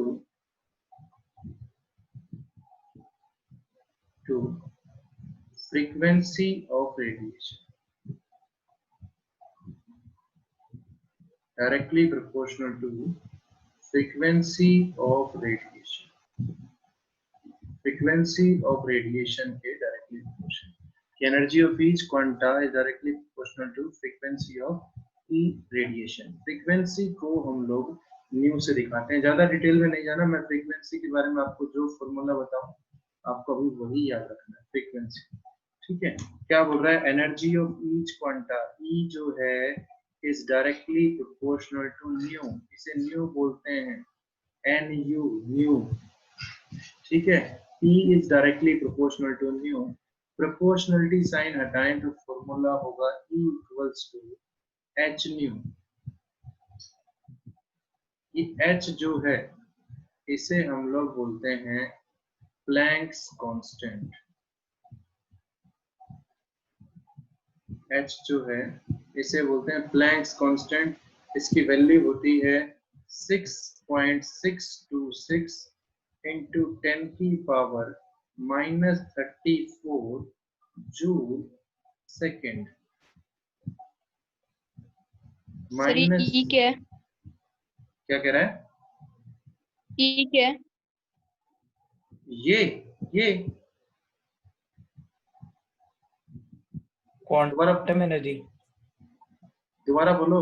ये ई जो है वो क्वांटा की एनर्जी है भैया. Energy of each quanta, energy of each quantum, एक क्वांटम की एनर्जी, एक स्मॉल पैकेट ऑफ एनर्जी, ठीक है. जब रेडिएशन का एक स्मॉल पैकेट इकट्ठा हो जाए उसकी एनर्जी है एक क्वांटा की. एक क्वांटा की एनर्जी कितनी है? E equals to H nu. H की वैल्यू, एच मतलब प्लैंक्स कांस्टेंट, इसकी वैल्यू है 6.626 × 10 की power -34.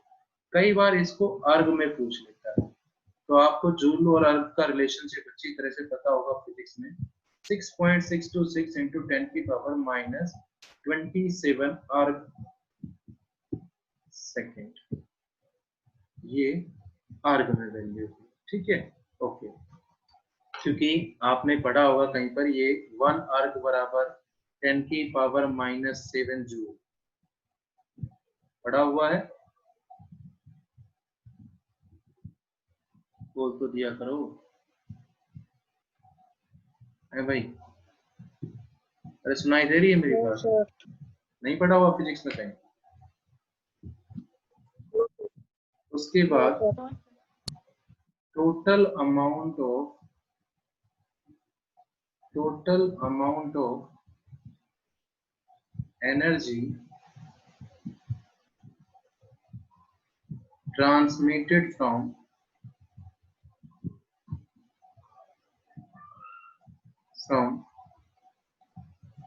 one body to another will be some integral multiple of. Disconnect तो नहीं हो गए हैं?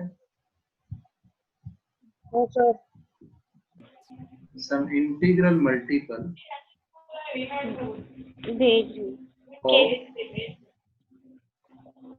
बोल लो. म्यूट कर ले बच्चा. सर सुनाई नहीं दिया, वो बोल दिया किसी ने. किसको? सर ये आपने क्या बोला अभी सर? मैंने बोला है म्यूट कर ले बच्चा अपने आप को. उसको, उस लड़की की नहीं सर, उससे पहले सर वो सुनाई नहीं दिया, किसी ने आवाज की थी सर. मैं बोल रहा हूँ कि मीटिंग चल रही है ना, ये पूछ रहा था. 8619177326. क्या नाम है इस बच्चे का? कृतिका. कृतिका म्यूट करके बोल लेती. फोन नंबर किसी का बोलना था तो. सर सॉरी सर, ध्यान नहीं रहा. कोई बात नहीं, आप लोगों का ज्यादा बोर मत हो. आप लोगों को ज्यादा टाइम मिलेंगे, बस ये प्लैंक्स क्वांटम थ्योरी खत्म, ये तो करने दोगे? Yes sir. अरे बहुत जल्दी हो जाते हो है भाई. आरस सो रहा है कि जाग रहा है? क्या सर? सो रहा है कि जाग रहा है?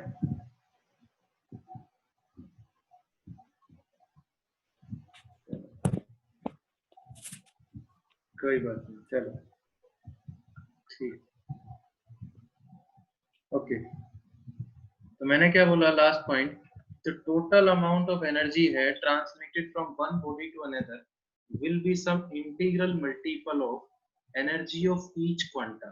एक क्वांटा की एनर्जी के इंटीग्रल तो E equals to NH nu, E equals to NH nu, ठीक है। where N जो है वो यहाँ पर इंटीजर है, where N is any integer, ठीक है। अब मेरी बात ढंग से सुन लेना, मेरी आवाज सबको सुन रही है? Yes sir. मेरी Yes, बात ढंग से sir. सुनना। मैं एक बात बोल रहा हूँ यहाँ पे,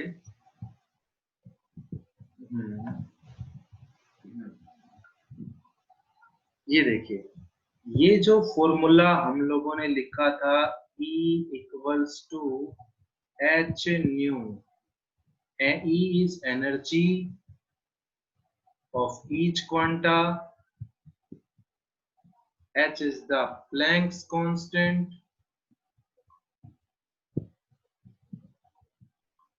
nu is the frequency। अब अगली बात, फ्रीक्वेंसी न्यू बराबर होता है C अपॉन लैम्बडा। ये फॉर्मूला अपने दिमाग में बैठा लेना, क्योंकि इनकी डिटेल आपके सिलेबस में है या नहीं है अभी तक मेरे को तो नहीं है, मैंने लास्ट ईयर भी हम लोगों ने नहीं करी थी। यहाँ पर C जो है that is velocity of light,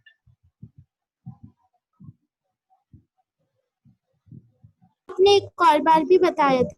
and lambda जो है दैट इज वेवलेंथ, ठीक है।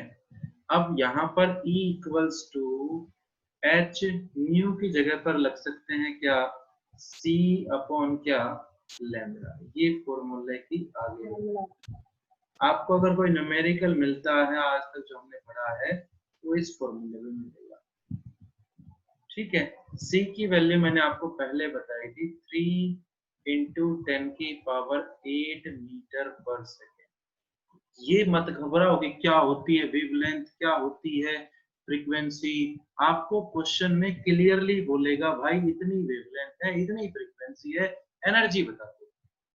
ये एनर्जी इतनी है, फ्रीक्वेंसी इतनी है, तो सॉरी एनर्जी इतनी है, वेवलेंथ इतनी है, स्पीड ऑफ लाइट निकाल दो, एनर्जी इतनी है, तो आप मेरे को वेवलेंथ बता दो। मतलब जैसे अगर आप इन दोनों की बात करें यहाँ पर इसकी और इसकी, तो आपको 3 वैल्यूज है, 2 वैल्यूज गिवन मिलेगी, 1 वैल्यू बतानी पड़ेगी। इसकी बात करें इस फॉर्मूले की, तो आपको 3-4 वैल्यूज है, 3 वैल्यूज गिवन मिलेंगी, 1 वैल्यू आपको निकालनी पड़ेगी, तो उस चीज पे नहीं आता। अब इसकी बात करते हैं क्या कहना चाह रहा है ये प्लैंक्स क्वांटम। देखिए प्लैंक्स क्वांटम थ्योरी की सीधे से पहले पॉइंट की बात करते हैं कि कोई सब्सटेंस द रेडिएंट एनर्जी, कोई सब्सटेंस जो रेडिएंट एनर्जी को, रेडिएशंस को एमिट करता हो या एब्जॉर्ब करता हो, वो कभी भी कॉन्टिन्यूअसली नहीं करेगा। मतलब वो पहले मान ली डिसकंटिन्यूअसली करेगा। डिसकंटिन्यूअसली कैसे, एनर्जी ले ली, एब्जॉर्ब कर ली, एब्जॉर्ब करने के बाद थोड़ी देर बाद उसको एमिट कर देता है। खुद सोचने की बात है, आपके घर में, सबके घर में, मोस्टली सभी के घर में इन्वर्टर लगा होगा, देखा है? बोलो। Yes sir. क्या आपने कभी देखा हो कि इन्वर्टर लगातार चार्ज होता हो, चार्ज होता रहता हो, चार्ज होता हो और आपको एनर्जी वापस ना देता हो? देखा है कभी? No sir. नहीं। ठीक है, चार्ज होता है, उसकी बैटरी फुल हो जाती है, फिर उसके बाद उसको आप यूज करते हो या फिर वो ऑटो कट हो जाता है, मतलब वो रुक जाती है। कई बार आप देखना, अगर बैटरी को आप लगातार चार्ज करते रहोगे तो बैटरी में से पानी निकलने लगेगा, ओवर चार्जिंग की वजह। आपके घर में एसी लगा हुआ है, आपने एसी चला रखा है, एसी चला है, जैसे टेम्परेचर सेट हुआ वो ऑटो कट हो गया। ठीक है, आपके पास मोबाइल फोन है, आप मोबाइल फोन को चार्ज करते हैं, एनर्जी एब्जॉर्ब कर रहा है, जब वो फुल चार्ज हो जाएगा तो उसने एनर्जी एब्जॉर्ब कर ली। ये थोड़ी आप एक दिन मोबाइल चार्ज लगा के, क्या हमेशा अपना मोबाइल चार्ज लगा के घूमते हो, प्लग अपना साथ लेके चलते हो यार मेरा मोबाइल चार्ज, मेरा मोबाइल चार्ज, मेरा मोबाइल चार्ज, ये 100% ही रहना चाहिए। क्या करते हो, आपने मोबाइल लिया, मोबाइल चार्ज लगा, मोबाइल की बैटरी 100% हो गई, उसके बाद उसने एनर्जी इतनी एब्जॉर्ब करनी थी वो कर चुका। कईयों के फोन में तो लिखा आ जाता है भैया प्लीज अनप्लग द चार्ज, अपना चार्जर को अनप्लग कर दिया। तो अब क्या होगा, गुड़िया जिसका अनम्यूट है या बच्चा जिसका अनम्यूट है म्यूट करे अपने आप। उसके बाद क्या होगा कि उसने जो एनर्जी एब्जॉर्ब की थी अब वापस से वो उस एनर्जी को क्या करेगा, एमिट करेगा। इसे हम लोग बोलते हैं स्मॉल पैकेट। स्मॉल पैकेट मतलब कि भैया लगातार एनर्जी को नहीं ले रहा है और लगातार एनर्जी को दे भी नहीं देता, कि भैया मैंने एक बार, जैसे मैं फोन की बात कर रहा हूँ, मैंने एक बार फोन चार्ज कर लिया, ऐसा नहीं है कि 10 साल तक मेरा फोन चलता रहेगा एक बार चार्ज करने से। एक दिन चल गया, आपने गेम खेला, सबके पास मोबाइल फोन है आजकल तो क्लासेस भी आपकी मोबाइल फोन में चलती है, तो जब उसकी बैटरी खत्म हो जाती है आप बोलते सर बैटरी खत्म हो गई। क्यों? क्योंकि जितनी एनर्जी उसने एब्जॉर्ब की थी वो एनर्जी उसने क्या कर दी है, एमिट कर दी है। मेरी बात समझ गए? Yes sir. कि कोई भी सब्सटेंस जो देखो जो एनर्जी ले रहा है वो रेडिएशंस की फॉर्म में तो ले रहा है ना, वो जो एनर्जी ले रहे हैं आप लोग, जो लाइट दे रहे हैं वो रेडिएशंस की फॉर्म में तो उसके अंदर जा रही है। तो जो भी एनर्जी हम लोग ले रहे हैं, अब जैसे हम लोग बात करेंगे, खाना खाते हैं हम लोग, तो खाना ऐसा थोड़ी कहते खाते रहे सुबह शाम खाते रहे कुछ करें ही ना। तो फिर ऐसे थोड़ी कि मम्मी ने मान लो आज 20 आलू के पराठे बना दिए तो मैं 20 के 20 खाऊंगा, नहीं खा सकते ना? खा सकते हो, खा सकते हो नो सर। बस। तो अब यही बात है, तो कोई भी सब्सटेंस जो रेडिएशन एमिट कर रहा होगा या एब्जॉर्ब कर रहा होगा वो डिसकंटिन्यूअसली करेगा स्मॉल पैकेट्स में। उसके बाद कहता है in small packet of energy का अगर लाइट के केस में अगर इसका यूज किया जाए, मतलब जो सनलाइट होती है या और भी जो लाइट्स है उसके केस में अगर इसको बोला जाए तो उसे हम लोग फोटोन बोलते हैं। लाइट के केस में उस एनर्जी के पैकेट को, जो एनर्जी कोई एब्जॉर्ब कर रहा है या एमिट कर रहा है, उसे फोटोन बोलते हैं। अगर एक फोटोन की या एक क्वांटा की एनर्जी की बात की जाए, मतलब एक बार में कितनी एनर्जी एब्जॉर्ब कर रहा है या कितनी एनर्जी एमिट कर रहा है, उसकी बात करी जाए तो वो डायरेक्टली प्रोपोर्शनल होगा फ्रीक्वेंसी के, मतलब वो किस फ्रीक्वेंसी की लाइट छोड़ रहा है, किस फ्रीक्वेंसी की लाइट छोड़ रहा है। अब इस फ्रीक्वेंसी की लाइट से हम समझाऊं इस बात। बाइक में तेल डलवा लिया, 2 बाइक है मेरे पास, एक है अभी टाइम बचा हुआ है ना, कितने मिनट बची है? 10 मिनट तो बच रही है सर है अभी। हाँ, मेरे पास 2 बाइक हैं। एक बाइक है मेरे पास जो आजकल बुलेट चल रही है आप लोगों की वो, और एक मेरे पास बाइक है प्लेटिना, ठीक है। दोनों में मैंने 500 का तेल डलवाया, कौन सी ज्यादा चलेगी? अरे वो भट वाली होती है ना, बुलेट क्या बोलते हैं उसको आप लोग, मेरे को नहीं पता उसका नाम। एनफील्ड। हाँ, जो भी आजकल के बच्चों को, मेरे को नहीं पता उसका नाम। मेरे पास प्लेटिना में उसकी बात कोई बात नहीं, कौन सी ज्यादा चलेगी मेरे को ये बताओ। प्लेटिना। प्लेटिना ज्यादा चलेगी। प्लेटिना। क्यों? क्योंकि वो जो लाइट, क्योंकि वो जो माइलेज ज्यादा देती है। हाँ वो बेटा आरुष अब अपनी वीडियो ऑफ कर ले और थोड़ी देर चुप कर। अब क्या है कि वो जो एनर्जी एमिट कर रही है उसकी फ्रीक्वेंसी कम है। कौन? प्लेटिना, ठीक है। अगर उसकी फ्रीक्वेंसी कम है तो वो एनर्जी जो उसको दी गई थी उस एनर्जी का यूज भी कम कर रही हो। मेरी बात समझ रहे हो ना, कि आपने एनर्जी एब्जॉर्ब कर ली, आपको एनर्जी दी गई, लेकिन अगर आपकी देने की टेंडेंसी ज्यादा है तो आप उस एनर्जी को तुरंत दे दोगे। अगर आपने देने की टेंडेंसी कम है तो आप उस एनर्जी को कम दोगे। आप खुद सोचिए, आपके घर में कोई छोटा फोन होगा, नोकिया होगा या सैमसंग गुरु होगा, छोटा जो कीपैड वाला फोन होता है, ठीक है। हम उसे एक बार चार्ज कर लेते हैं वो 3 दिन चल जाता है, चलता है कि नहीं चलता है। लेकिन ये जो फोन है हमारे पास, मोबाइल जो एंड्रॉइड वाला है, ये हमसे 1 दिन नहीं निकलता। बात है ना, डिपेंड करता है कि वो किस टाइप से, किस स्पीड से एनर्जी को उसको छोड़ रहा है। अब ठीक है, उसके बाद बोलता है अगर टोटल एनर्जी की बात करोगे तो वो होगा इंटीग्रल मल्टीपल ऑफ लैम्डा। एक क्वेश्चन मैं यहाँ पर बोलता हूं, उस क्वेश्चन को ढंग से देख लेना, ठीक है। ओके, एक ही क्वेश्चन कराऊंगा बस, उसके बाद अगर किसी का डाउट होगा तो आप लोग फिर बोर हो गए हो काफी, है ना, छोड़ देंगे। क्वेश्चन आया कि कैलकुलेट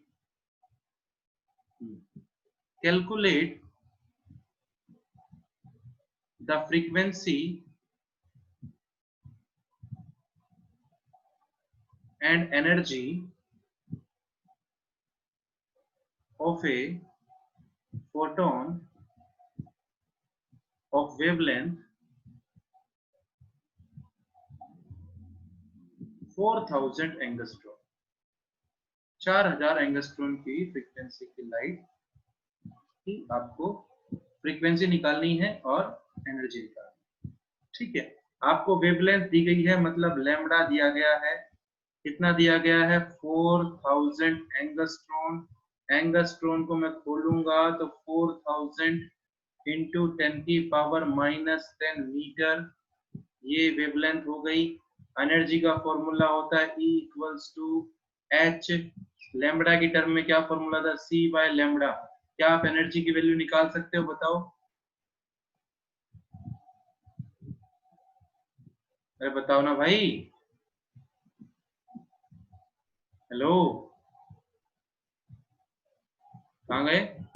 यस सर। हाँ, एनर्जी की वैल्यू 6, H की वैल्यू बताओ पहले तो। प्लैंक्स कांस्टेंट 6.62 इंटू 10⁻⁻34, C की वैल्यू 3 इंटू 10⁸, ठीक है, डिवाइडेड बाय लैम्बडा की वैल्यू 4000 इंटू 10⁻⁻10।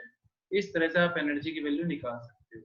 अब अगर फ्रीक्वेंसी पूछता तो nu equals to C by lambda, आपके पास C है, लैम्बडा है, न्यू की वैल्यू निकालनी है। C की वैल्यू 3 इंटू 10⁸, लैम्बडा की वैल्यू 4000 इंटू 10⁻⁻10। ये क्वेश्चन था इसका। ठीक है, काफी ज्यादा बोर हो गए, कुछ बच्चों की फोन की बैटरी खत्म हो गई होगी, कुछ फोन बच्चों की खुद की बैटरी खत्म हो गई होगी, तो हम लोग अब होमवर्क, ठीक है, कितने अच्छे बच्चे हैं देखो।